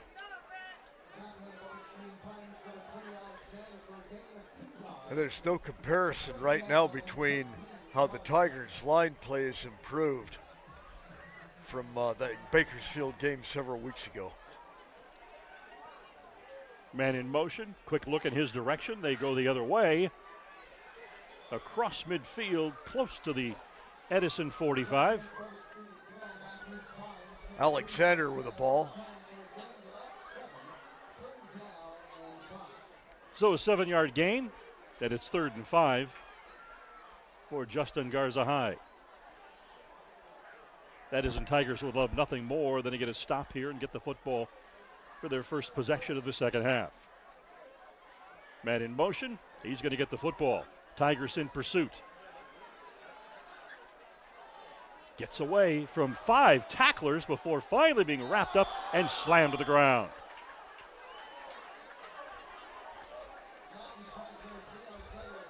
That didn't speak too highly of tackling technique. Let's see this again.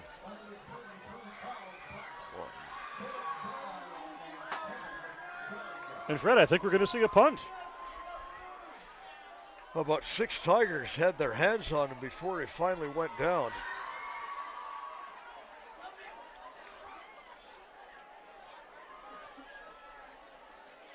Is that Matthews back there punting?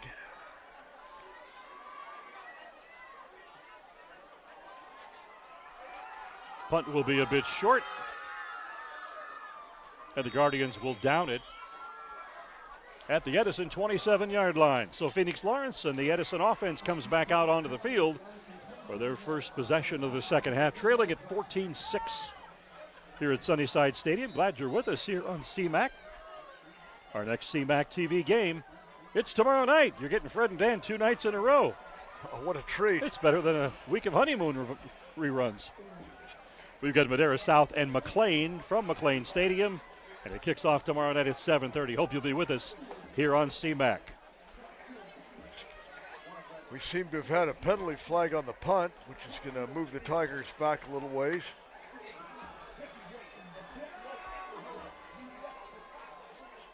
So the penalty puts the football back at the 17-yard line of the Tigers.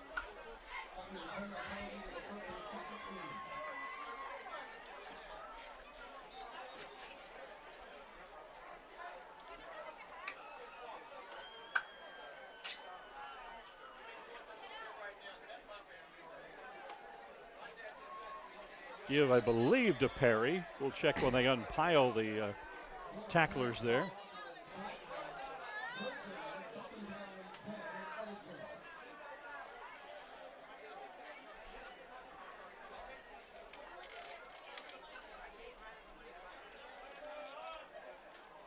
Play did not pick up any yardage, so 2nd down and 10 for the Tigers.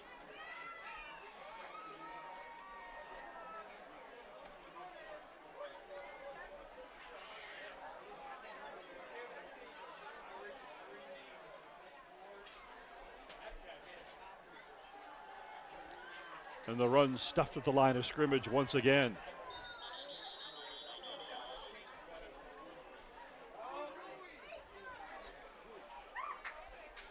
The Tigers' discipline on their offensive line is so much better than it has been. However, they're still getting handled right now. They're not getting any push at all on these plays. But discipline on that offensive front was something you were concerned about coming in tonight, and it has not been much of a concern. No, they've doing a good job there. They have to take it to the next level with a little bit more aggression and push. The big 3rd down and 9 for the Tigers. Lawrence, he's got a blitz, hit as he throws, and the ball's incomplete. And he got trucked as soon as he got rid of the ball.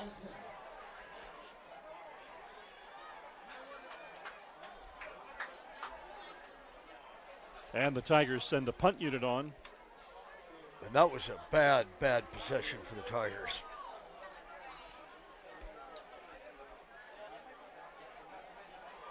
Anything positive, there were no penalties.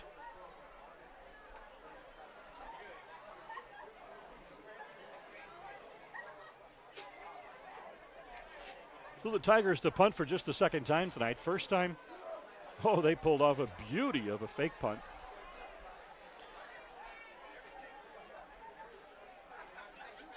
Ball is away. Fielded to the 46-yard line. And away he goes. He could score. He's at the 10, and he will score.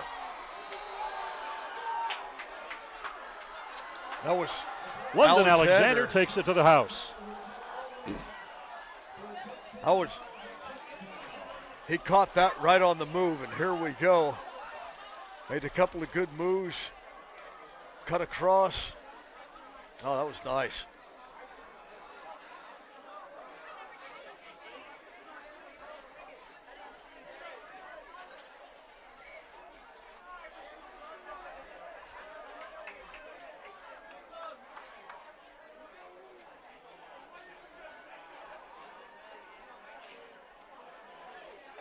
They will now move into standard 1-point PAT formation. And the kick is up and good. So the Garza High Guardians come right out in the second half with a terrific punt return for the touchdown. Extend their lead to 21-6 over the Edison Tigers. And that could have been a game changer completely, because when you're down one possession, we'll see how the Tigers can come back. Is something like that's devastating. You force a punt, you gain 1 yard and go 3 and out, and then give up a punt return. That could be devastating if you've got a kind of a fragile team psyche.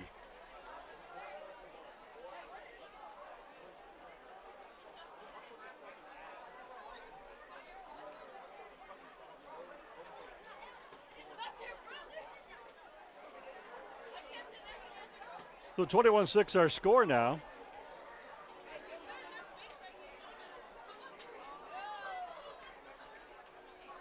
Tigers move their return men up to the 27 and the 29-yard line. Not expecting a very long kickoff at all. Some sort of an issue over on the Garza sideline. May have been involving the chain gang, not sure, but the officials now start the clock and we're ready to go. From the 30 up to the 45, near midfield and brought down at the 48-yard line.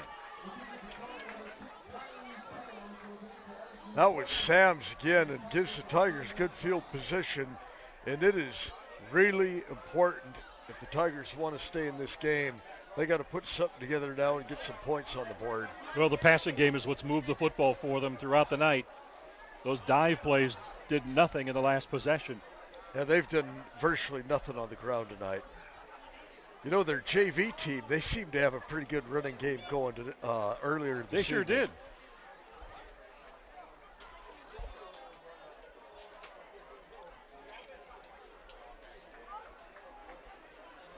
So the Tigers up to the line of scrimmage. A couple of players checking the play call with their quarterback. They're in a wildcat. And it's fumbled. It just slipped out of his hands.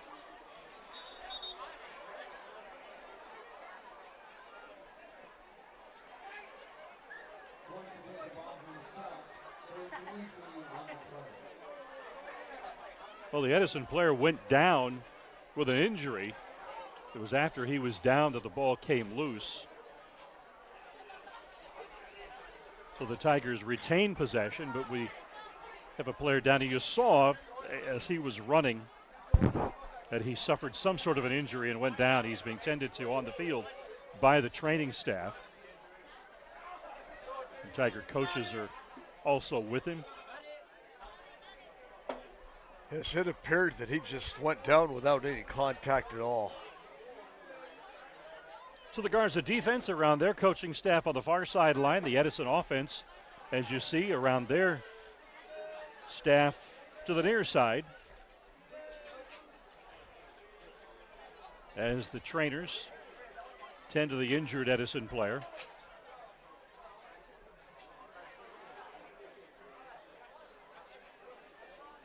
Frustrating night for the Edison Tigers. Drives have been thwarted repeatedly by turnovers, and the fear was that that may have been one more that was, but runner was already down when the ball came loose, so Edison retains possession. Again, back at you tomorrow night. We will be across town at McLean Stadium, where the ever-improving McLean Highlanders will face Madera South. Yes, McLean has really improved. They're looking for their 6th win of the season, and it's been a while since the Highlanders have been that successful, and I look for them to have a pretty good game tomorrow night. Talking about back when they previously had 6, are you conjuring up names like Marcellus Armstrong and Leroy Easter and company? That's the last time they've won 7 games, is I think 1996. They had some terrific teams back then.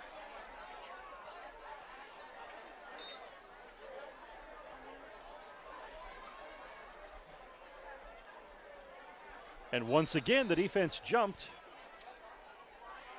This time they will draw the penalty, get the 5 yards, but I'll tell you, Fred, that's something they've got to teach that center, that when he sees the defenders jump like that, he's got to snap the football. Or one of the guards or tackles just charge. As soon as they come across, go after them.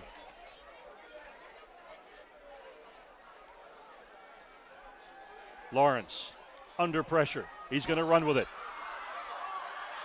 To the 40. He's got a first down. Still in bounds.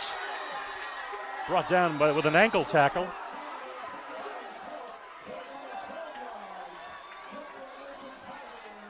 So Phoenix Lawrence picks up the first down with a run down to the Garza 37-yard line.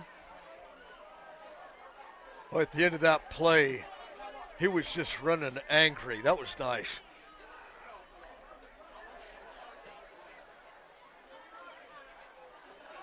First and 10 for the Tigers from the Garza 37-yard line, trailing 21-6.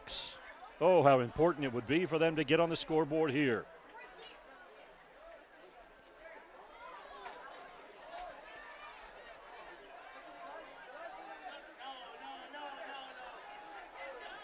Wide open receiver through the hands of Malone, who has been very good on the receiving end throughout this game.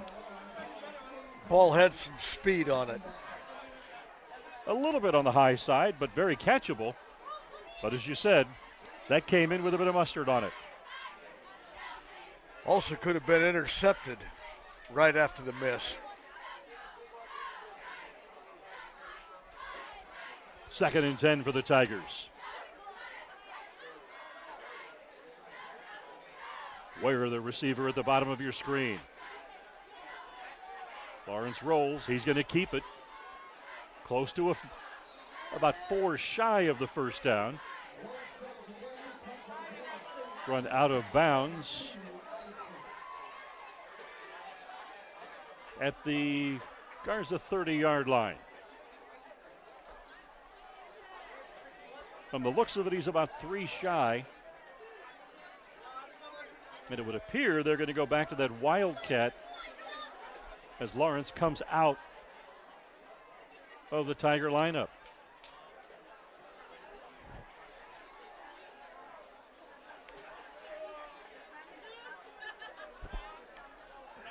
Yep, we're straight wildcat now. Tigers playing some wildcat here. Big third down play. The cutback. Keeps the legs churning. He's down near the first down marker. Where will they spot it? Spotting it just a little bit short.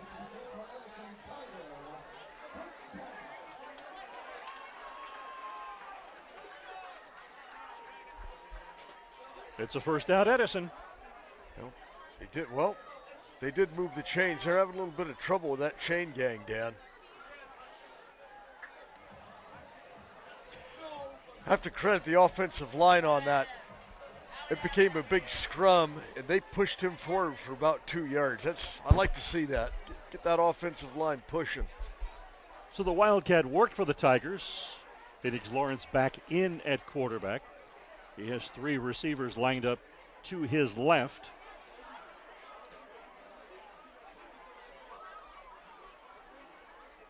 And now they're going to all look to the sideline for a play call. Lawrence lobs it high over a receiver. Then he went down as he threw the football. I've been watching the Garza defensive backfield a little bit more, and I like the way they're initiating contact.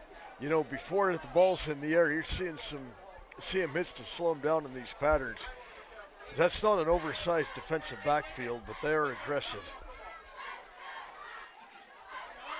4:37 in the third quarter. Justin Garza has extended their lead to 21-6. The Edison Tigers on the march. Ball on the 27-yard line, 2nd and 10.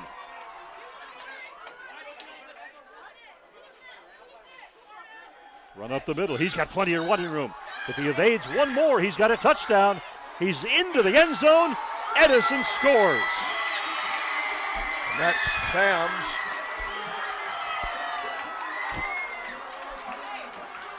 See this replay. Tyree Sams. Sam's made 2 good cuts, good fakes, and he's got some good football speed. Making his cuts, and he still has his foot on the gas. So the Tigers line up to go for 2. Complete into the end zone to Ware. And Edison adds 8 to their tally. It's a 21-14 game. Garza still on top. So Edison needed to answer and get in the end zone, and they did a nice job. And they really had to do that to stay in the game, because after they gave up that punt return, there were some hanging looks over on the sidelines, and that touchdown energized them. They still have an opportunity. Well, the last thing they could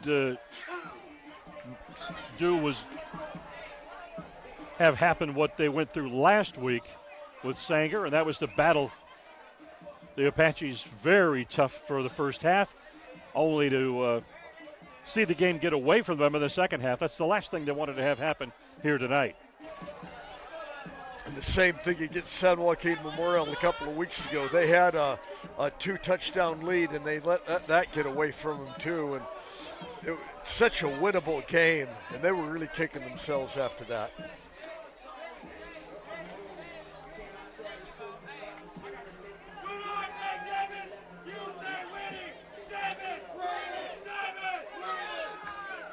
So the Edison Tigers get on the board here in the second half. It's a 21-14 game now.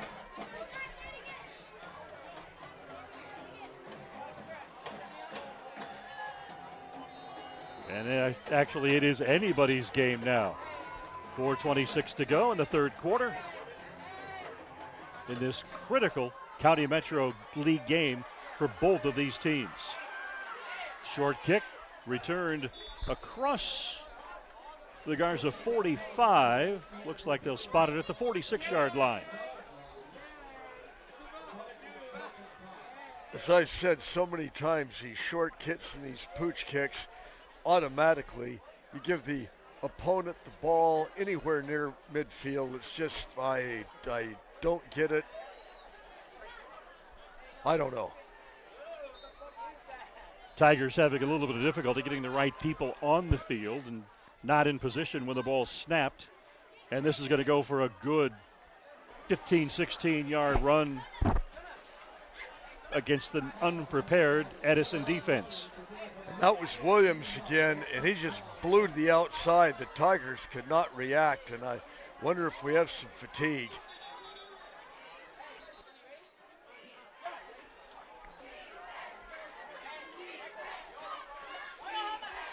Play was stopped as once again Edison is having some difficulty getting the right players on the field.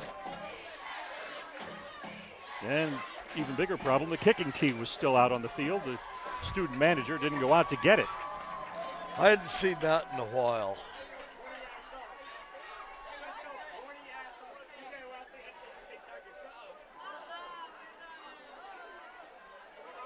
Keeping it. Ball's loose. Edison Tigers have got it. No, they don't. It's still bouncing around. Still loose. I think Edison has it at the 44-yard line. Another turnover.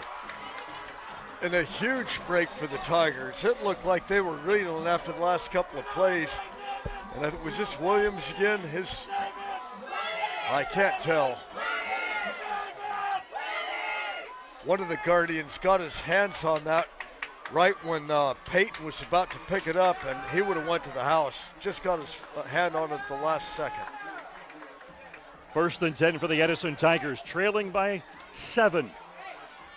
3:55 to go in the third quarter from Sunnyside Stadium. Glad you're with us here on CMAC tonight. Dan Taylor, the coach Fred Clark. We're back at you tomorrow night from McLean, where we got Madera South and the Highlanders. Phoenix Lawrence barking out a hard count, trying to draw the Garza defenders off and get a free 5. Nothing doing thus far.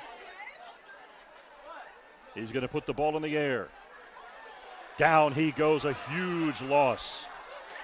We have penalty flag came out. Not sure if that was just a marker or a penalty. Wouldn't be surprised. Face mask. Face mask. Wow. Against Garza. Wow, you got somebody for a 15-yard loss, and that may have been inadvertent, but it still counts the same. Oh, a big, big mistake. They're going to march the football all the way down to the Garza 42-yard line. A 30-yard switch.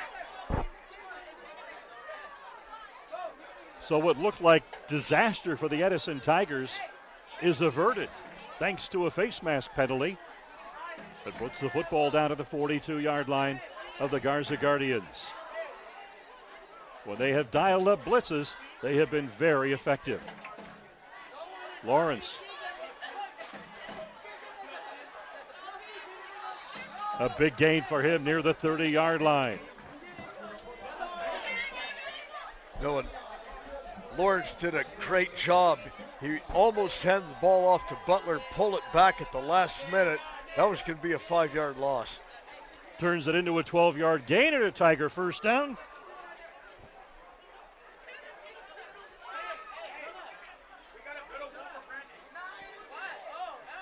And suddenly they realize this game is wide open. 3:32 to play in the third quarter. Edison trailing by a touchdown, and the Tigers on the march after the turnover.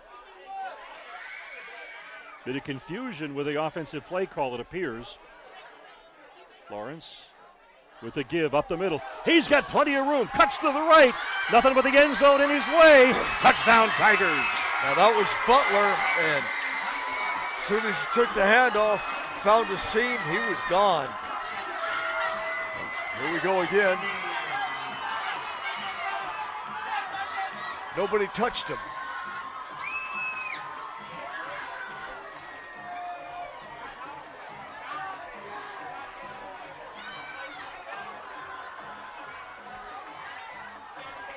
Just like their last touchdown, they run off tackle. A big, big hole. And that outside lane was there. 21-20 our score is the Edison Tigers. Will they go for 2 and try to take the lead?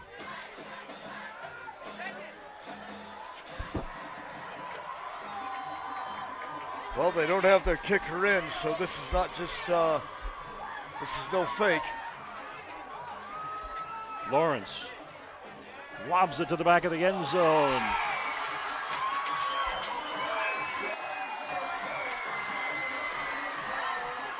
The Tigers have the Tigers' 2-point try is successful, and they have their first lead since the early minutes of this game. That puts some adrenaline in some tired players.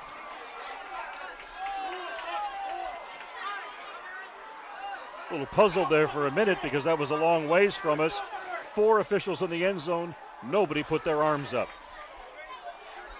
Well, from our vantage point, you know, Perry looked like he may have been screened and lost track of the ball, but from here he had it down. There's no doubt at all from up here. So the Edison Tigers with a lead for the first time since the 3:51 mark of the first quarter.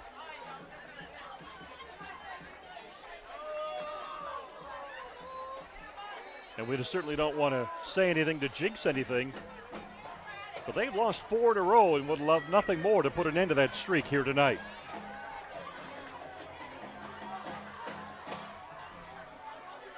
Line drive kick down the middle of the field. And the Garza kick return game has been very good. Oh, an outstanding trip tackle at the 30-yard line. London Alexander has been outstanding on returns. That was another unnumbered Tiger.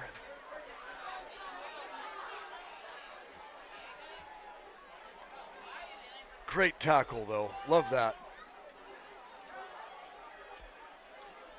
Well, you want to bring down somebody who's running? Stop the lower body. Go low every time. Matthews pulls it back, keeps it, picks up about 4 yards up the middle.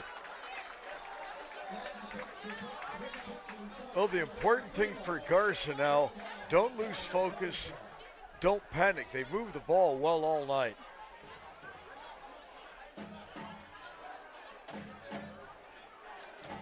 Second and 7.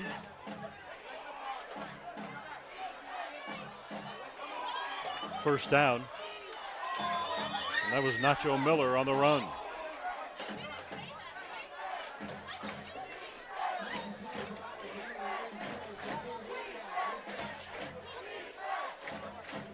No, they're going to spot that a yard shy of the first down. Oh.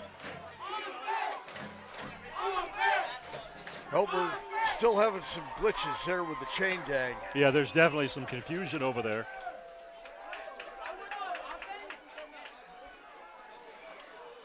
Matthews, pass complete. They'll mark it across the 50 down to the 47-yard line.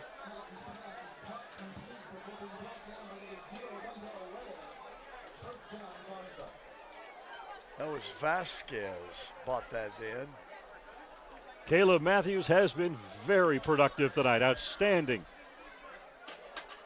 for the Garza Guardians. He pulls that one back. He's got running room. Brought down. Nice tackle there by Edison's Rashad Perry.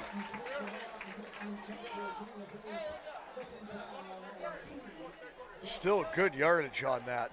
Should be second and about, very short two.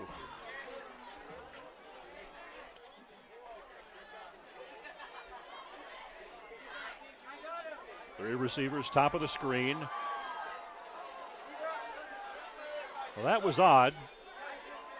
And now it's being blown dead.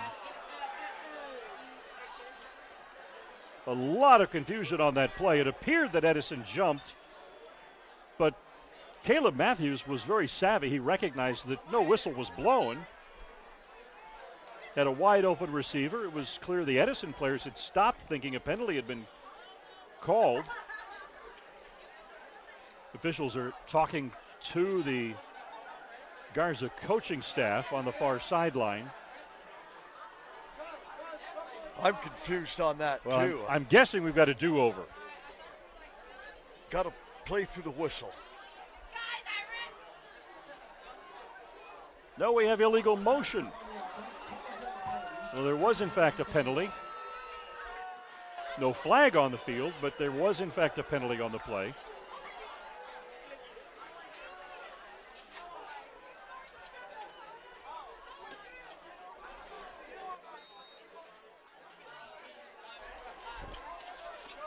Second and about 7 now for the Guardians. Matthews, quick toss. Complete. Very close to the marker. We'll see where the spot is.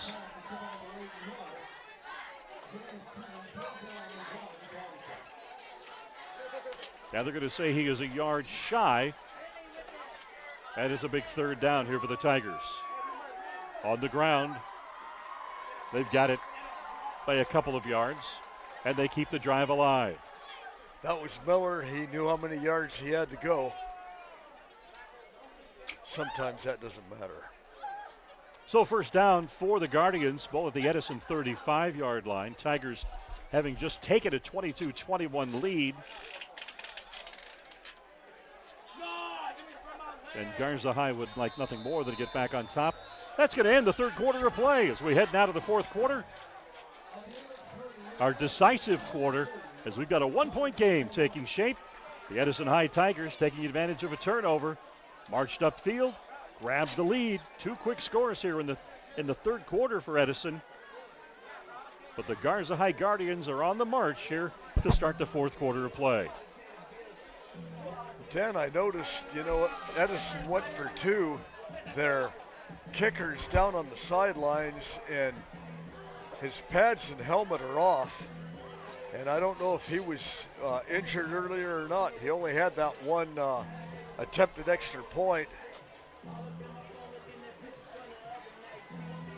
Has no cleats on, has no shoulder pads or helmet, so I'm guessing Edison's kicking isn't happening anymore tonight.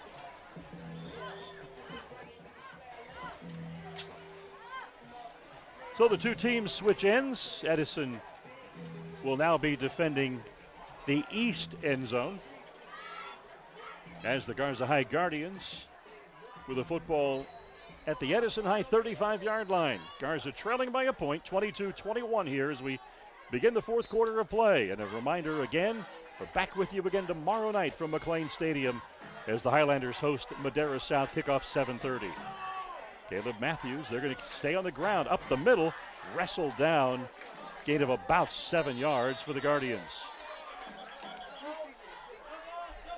And Garza on that play, I've mentioned Jack Petroson's several times. He was used as on a lead block on that and opened up a nice hole.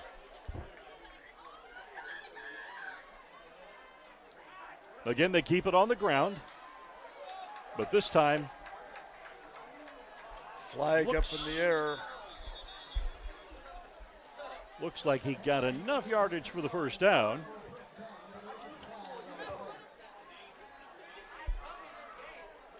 Let's see what the call is. When you see a flag thrown in the air after the conclusion of a play, it's generally a personal foul.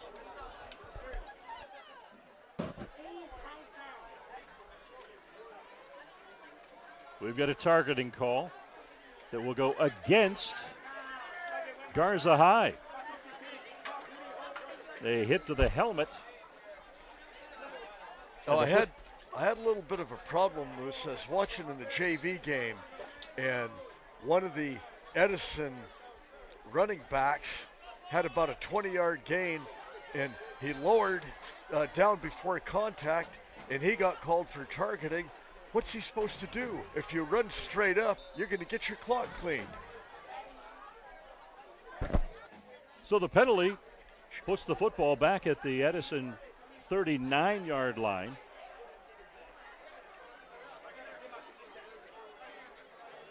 They are trying to communicate with the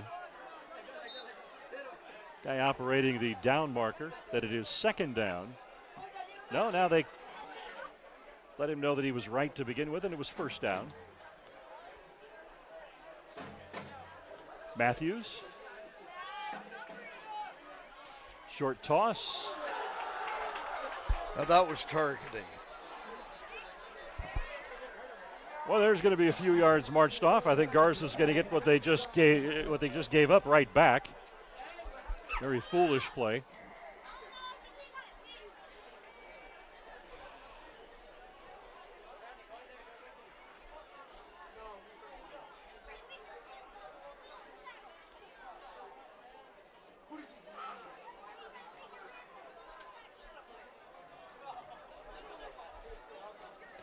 So the unsportsmanlike conduct penalty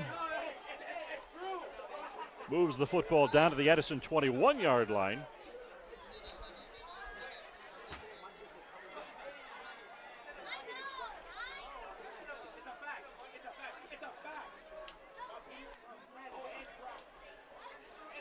Okay, now it's 1st and 8.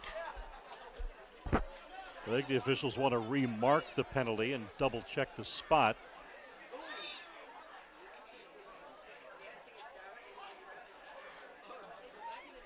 So now they are saying the ball belongs at the Edison 19-yard line. Okay, I see that they've got this one right. My moratorium on being nice to the officials is over. Half the time it doesn't seem like they know what they're doing down there. Caleb Matthews, short Strain. pass, wide open back, hauled down from behind. Still picked up about 8 or 9 yards. That looked like it was going for a touchdown. Williams got that with a head of steam. We'll see the replay.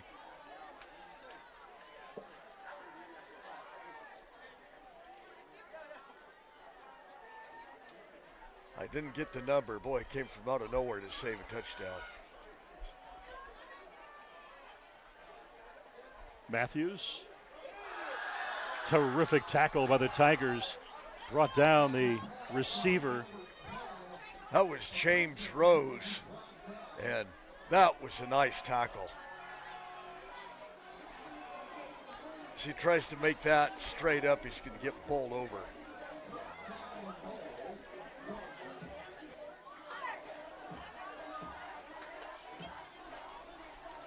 They're going to give him a generous spot down at the 9-yard line and make it 1st and goal. But he actually had lost a yard. Matthews looks right under heavy pressure, gets it away. Alexander. The Tigers look like they had that defensed, and Alexander just kept chugging forward and made a good gain over something I didn't think this was going to get much. Yeah, he kept moving forward.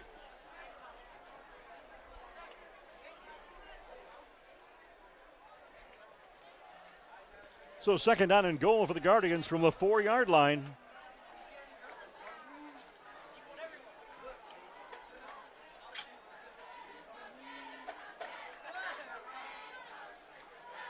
Here in the Wildcat now. Petrosons. Brought down at about the 2. Got a couple.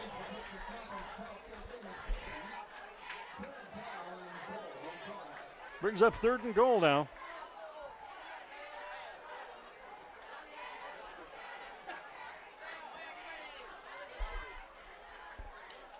The Guardians just look a little bit bigger and more physical.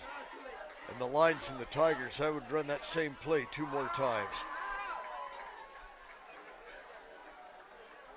Petrosons is not an easy stop.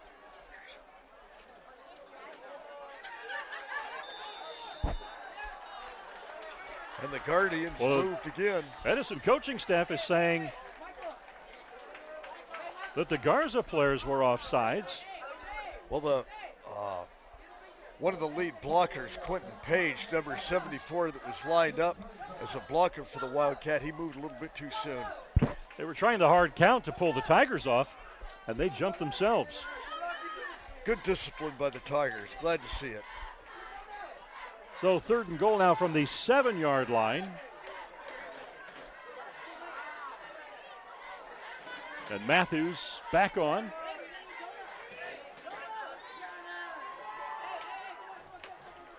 Lobs it. Deflected by the Tigers. That was Perry, got his hand up just in time.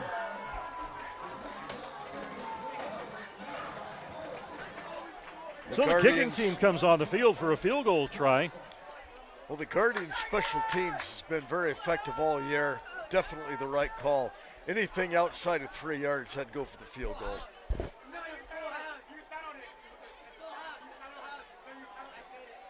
So good defensive stand for the Edison Tigers there. Inside the 10-yard line, aided by the penalty. Field goal attempt is good. So with 8:04 to play here in the 4th quarter, Garza High goes back on top 24-22.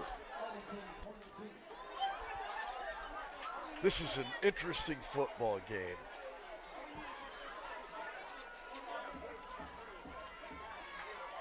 What a second half we've had as Edison has come out, scored to get back into this one, taking advantage of a turnover to score again, both on the ground. A bit of a rarity for them as well as they throw the football. And now Garza High has marched upfield, kicked the field goal, and we've got a 24-22 ball game. I'd like to see the way Charles Butler has run the last couple of times. Put the ball in his hands a few more times.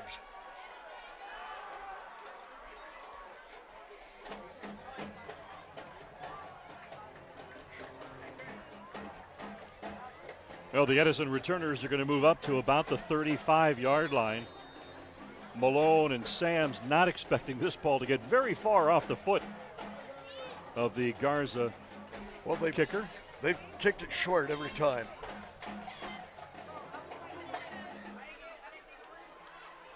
Until now. Fielded at the 13, looking for a seam. Up the middle, cuts back. Penalty flag flies, could be a block in the back. He's got running room. He's at the 40. Very patiently looks to see what his blockers give to him. Terrific return out to the 43-yard line. There are multiple penalties on this play.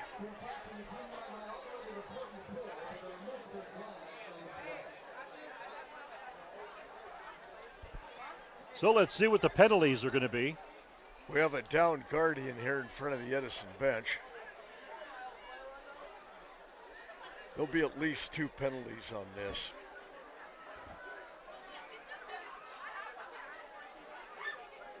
All eyes on the umpire. Got a block in the back against Edison. Well, it appears that's going to be the only penalty. We certainly saw flags come out later in the return.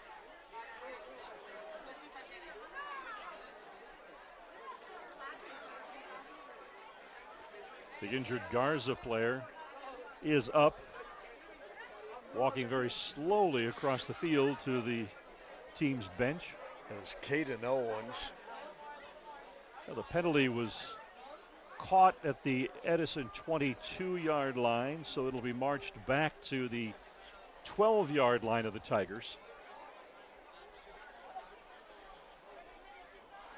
The Tigers had started in good field position most of the night. Got a long one ahead now. Notice you haven't talked about the Broncos in a while. I'm assuming that things have not gone well in the second half. Well, 19-8 seemed to be the final. A little bit better than the outcome of the Miami game. Still a loss. True. You know, in some ways, when you lose by 50 points is not as bad as when you lose on a field goal on the last play of the game, because you know the game's over. You're out mowing the lawn by the middle of the third quarter. So the Tigers begin this possession at their own 12-yard line. Phoenix Lawrence keeping the football. He's got room to run. He's up to the 25 and knocked out of bounds. And he was knocked out of bounds with some gusto. It was a clean play, but he was hit.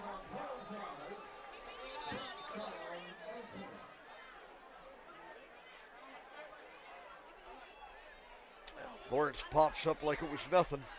They get a hold against the Tigers.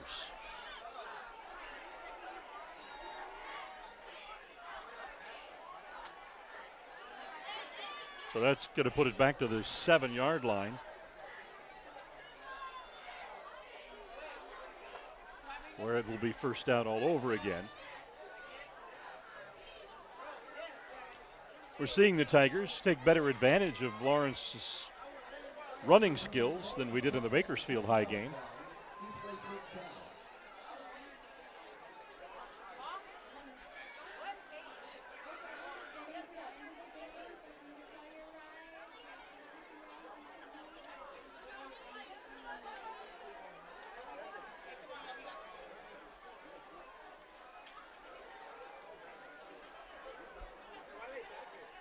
Quick out. He's got the open receiver. Can he get the blocks he needs? Gets back to about the original line of scrimmage, but nothing more. And we've got a flag flying from the backfield. And it's a sideline warning.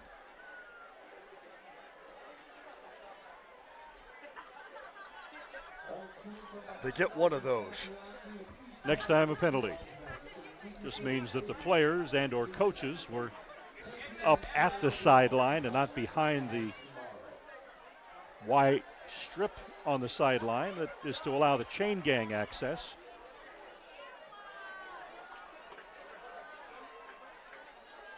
And as Fred points out, one warning, and the next time they're marching off some yards against you.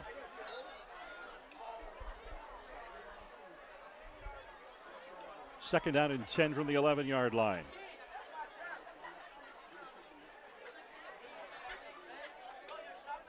Lawrence with three receivers to his right.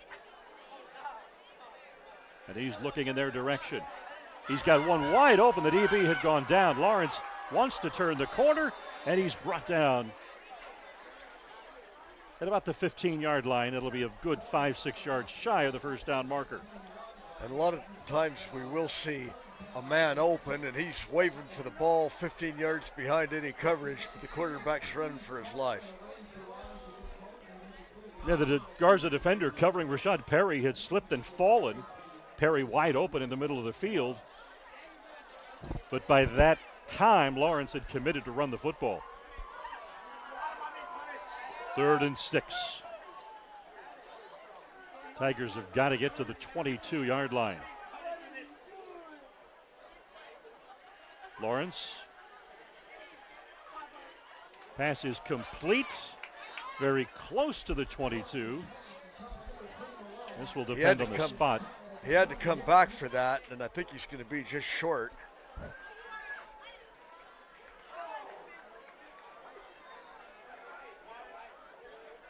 Oh, first down. Spot's generous. They get a first down. Not by much.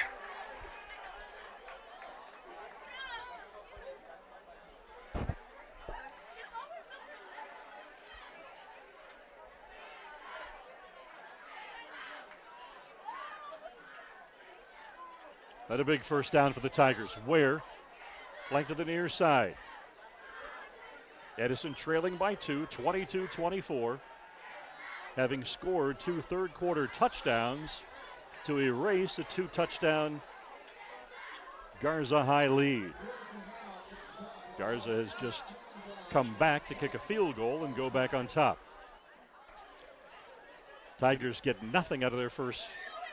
Yeah, the Tigers, their running game hasn't been that effective, but when we saw Charles Butler in there, he was making some serious yards, and he's on the sidelines.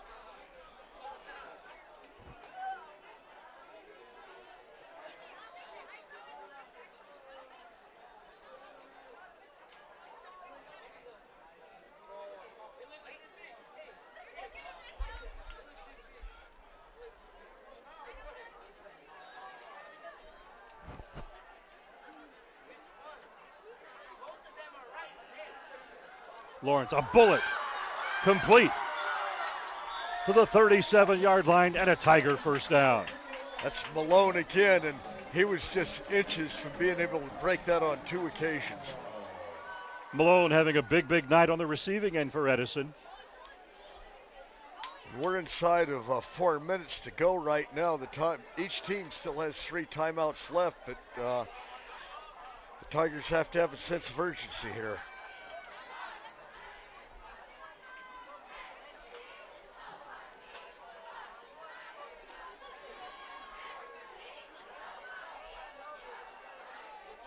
Ware, his tall target to the right side. They're going to keep it on the ground, looking for a seam. They get nothing. They have lost a couple of yards on the play. And with Edison's kicker not even in uniform now, it's touchdown or bust for the Tigers.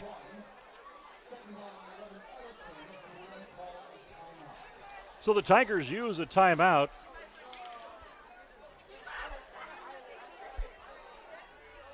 Leaves them with 3 to go. Okay, Fred, you're right. 2. I wasn't 3:07 to go in the thing. game. That's what I get for relying on the scoreboard, ignoring my own advice. Stick with your own advice. This scoreboard has been very ineptly run this evening.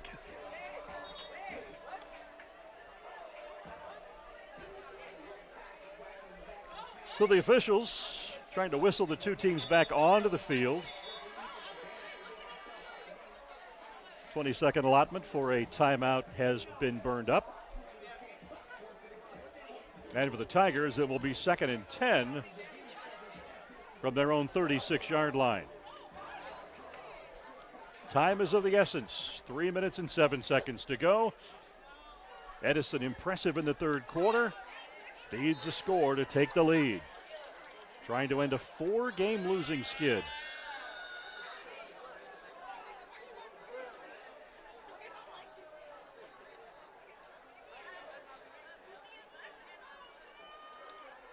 Lawrence under pressure.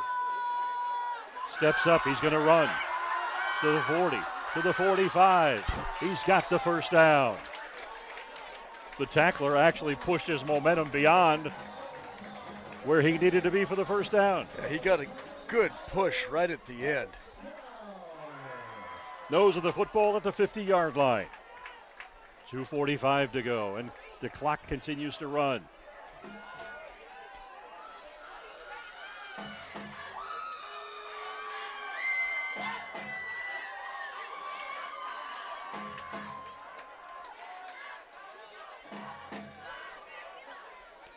Tigers taking a lot of time getting their play calls in from the sideline. Didn't see that happening in the first half.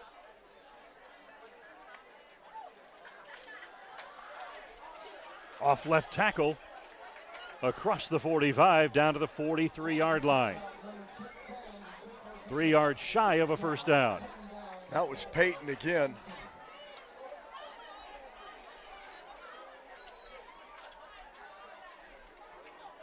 A minute 55 to go. And again, the Tigers use a lot of time trying to get a play in.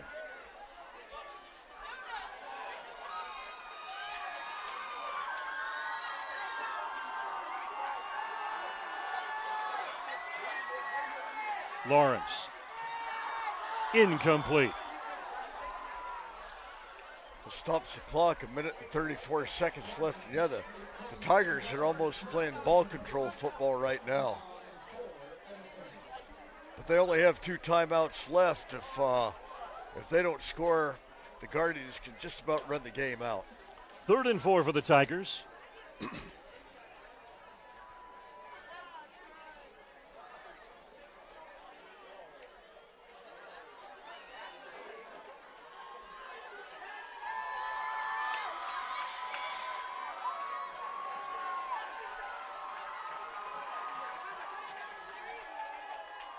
Lawrence trying with that hard count, trying to draw the Garza defensive line off sides and get a free 5. Penalty flag.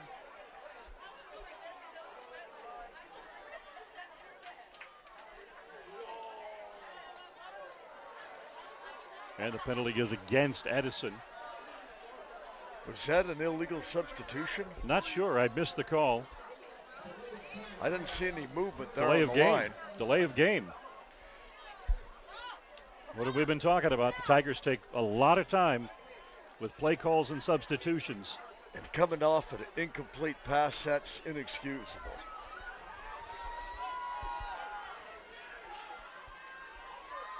A minute 34 to go here. Tigers down by 2. Lawrence up top. Wide open is Ware at the 25. Down to the 18-yard line.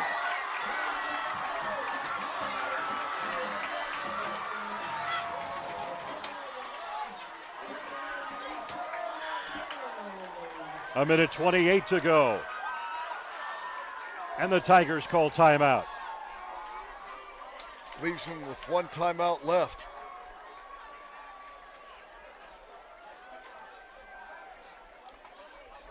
Now there's some confusion over who took the timeout. The Edison coaches are trying to say that it was the Garza coaching staff that called the timeout.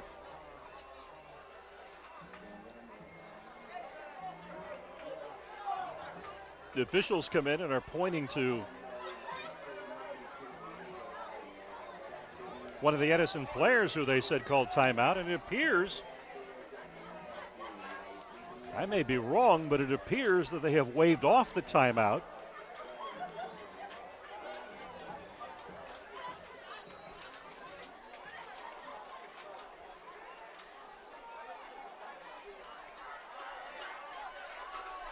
First and 10 for the Tigers at the 18-yard line. 1:28 to go. Edison down by 2 in a must-win game to stay in the race in the County Metro Conference. They're going to run the football.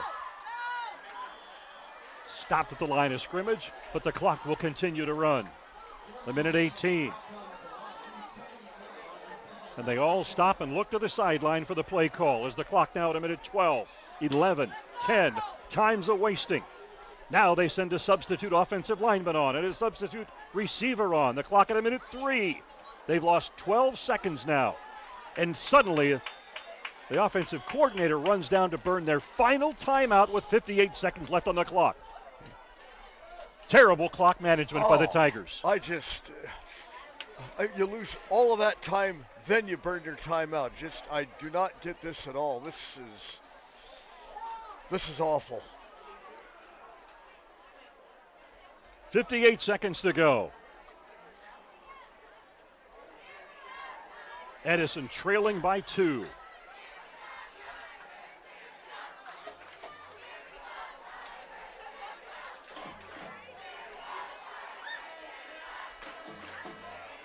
And again, reminder, we'll be back with you tomorrow night.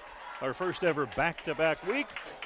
Fred and I will be at McLean Stadium, or the ever-improving McLean Highlanders will host Madera South. That one will kick off at 7:30, so join us tomorrow night here on CMAC for even more high school football from the North Yosemite League. Suddenly, Edison is trying to get their kicker suited up down in front of the bench.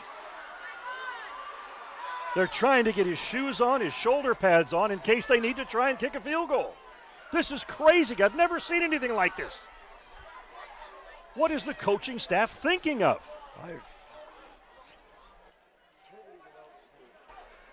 Totally clueless on this. They're scrambling now to tie his shoes, get his shoulder pads on, in the event that they have to rush him on to kick a field goal.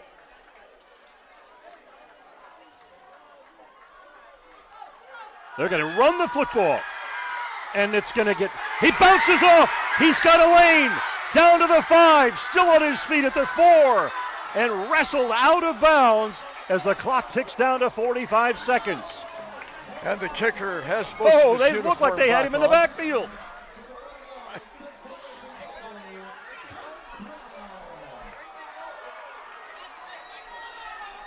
Fortunately, the runner's out of bounds. The clock is stopped. Well, now it's going again. 42 seconds. And the Edison coaches are apoplectic on the sideline, seeing the clock running.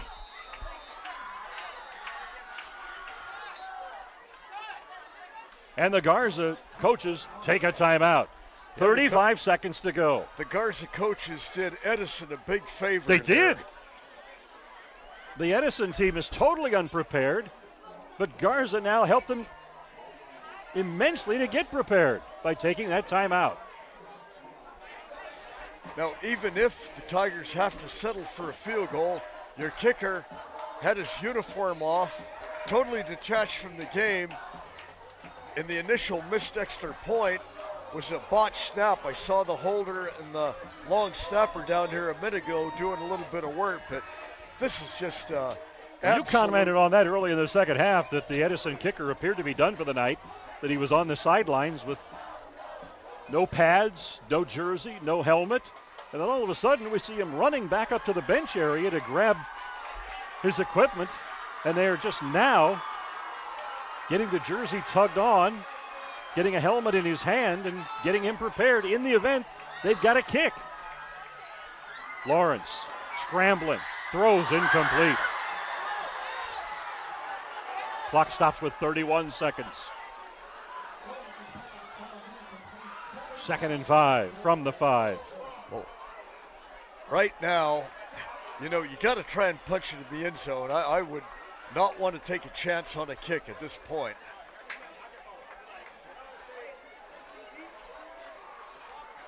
Second and goal from the 5-yard line for the Edison Tigers, trailing by 2 in a must-win game.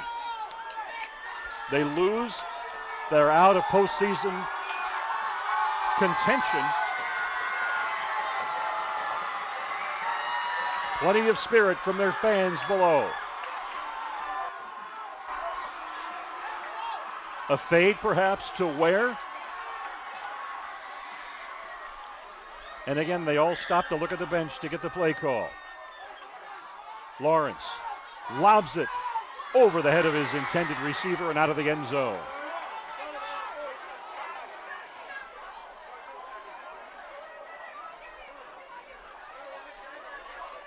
Not 27 pretty, but seconds. It's exciting.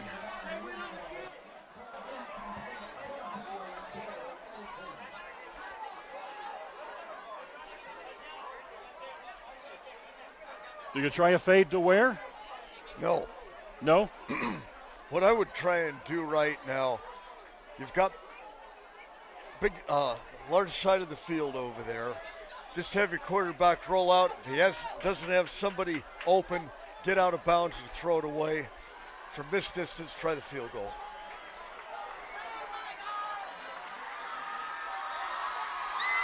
Third and goal from the 5 from the Tigers. They fake blitz. He lobs it for the back of the end zone. Pulled in. No signal from the officials. We see no signal from the officials at all. But the players are acting as if it is a touchdown. I don't know if the officials have gone to sleep on the field.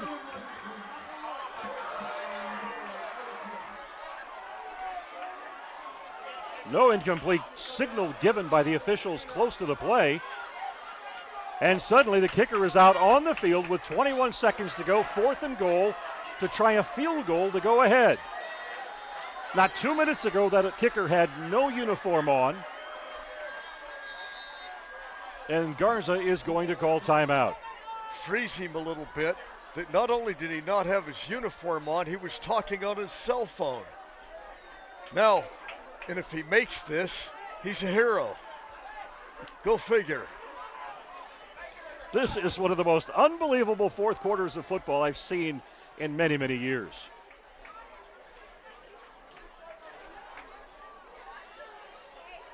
That pass to the far corner of the end zone brought delirium to the fans in front of us, but the officials just seemed to go to sleep. He was standing there. It was there were two right officials in front right of him. there. It's either a complete pass or it isn't. And he was like, I know he was acting like he was a fan just watching it. And we still didn't get an incomplete pass call.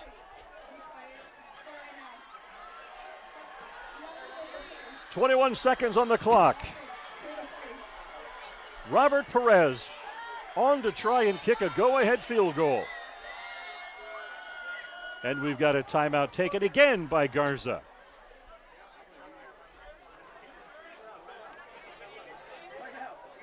Hey, if they think they're going to freeze Perez, they don't know what he's been doing for the last 2 quarters. Yeah. It's when I saw him down there with his uniform off, talking on his phone, I thought he had probably been injured.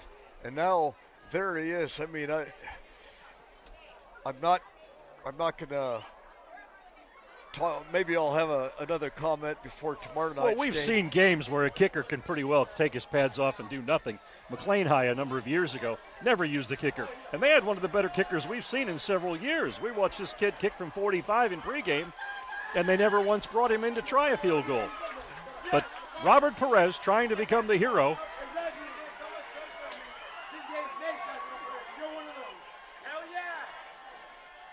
And it's a bad snap, a high snap.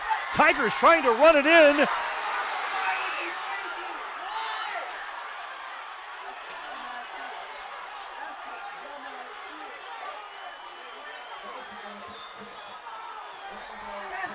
Penalty flags flying. We're going to have unsportsmanlike conduct, I'm sure, on the Garza players. This might be like the Memorial game where Edison got called for doing this with no time left. But there was no taunting going on. They were celebrating.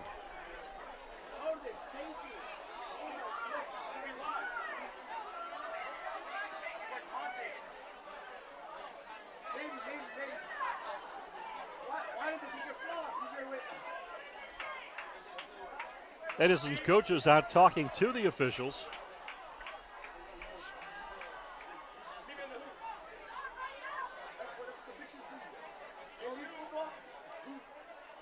They have declined the penalty.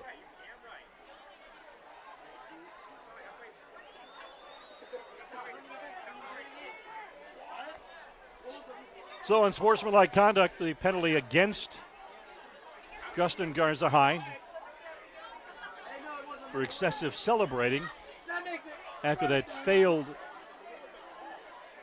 fourth down attempt by the Edison Tigers. I could see why the Tigers would be really upset. They lost the same way against San Joaquin Memorial when they celebrated after a missed field goal, and they gave Memorial another shot at it, and they won as time expired. So the Tigers are double snake bit here. So the Guardians likely will simply take a knee. I don't think it's the University of Miami out there. Indeed they do, as the clock will tick down. Well, actually, the clock hasn't even started. Now he's awake.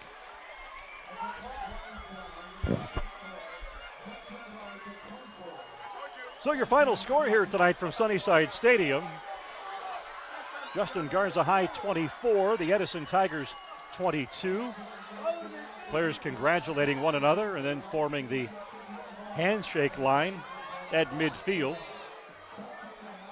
A heartbreaking loss for the Edison High Tigers, who came out so well in the third quarter, Fred, scoring twice.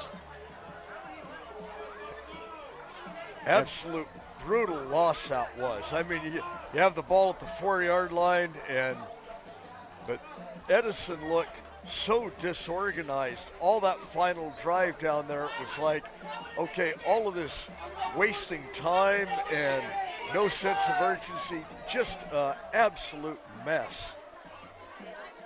I have never seen that in 50 years of covering high school football.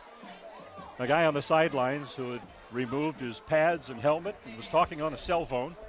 And all of a sudden, there's the possibility that they're going to need a game-winning kick out of him. And they're scrambling to get him dressed. If I'm coaching the team, he's not on it tomorrow. Even the players, Dan, that they're there, they practice hard every day. Sometimes they're not going to get into a game. That's the way it is. That's sports. You're still part of the team. And what I saw tonight, I don't like to speak badly of young men, but what I saw down there really leaves a bad taste in my mouth. Well, we were talking before the game, making reference to Fresno State last week up in Wyoming, and the amazing pooch kick. And you made the great point that there's things a kicker can be working on all the time. If he really wants to hone his skills, working on pooch kicks, working on onside kicks, there's things they can do in practice to be sharp and be ready, and also to show a coach that, hey, there's some different things we can do with the kicking game. Very surprising to see what we saw tonight. Final score 24-22. Justin Garza High coming out victorious as they stay in the thick of the chase for the championship in the County Metro Conference. Quite a game in the second half, though. Edison had fallen 2 touchdowns behind, came right out with 2 scores to get right back into it, and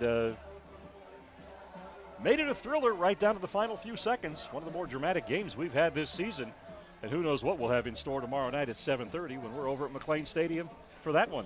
I'll be surprised if we have a game that's anywhere as exciting as this one was. I'll hold you to that. So for the coach, Fred Clark, I'm Dan Taylor. Your final score here. 24-22. The Garza High Guardians come out on top over the Tigers from Edison High. Thanks for joining us, everybody. Join us again tomorrow night from McLean Stadium when we've got more high school football, McLean High, and Madera South High and North Yosemite League action. Until then, good night, everybody.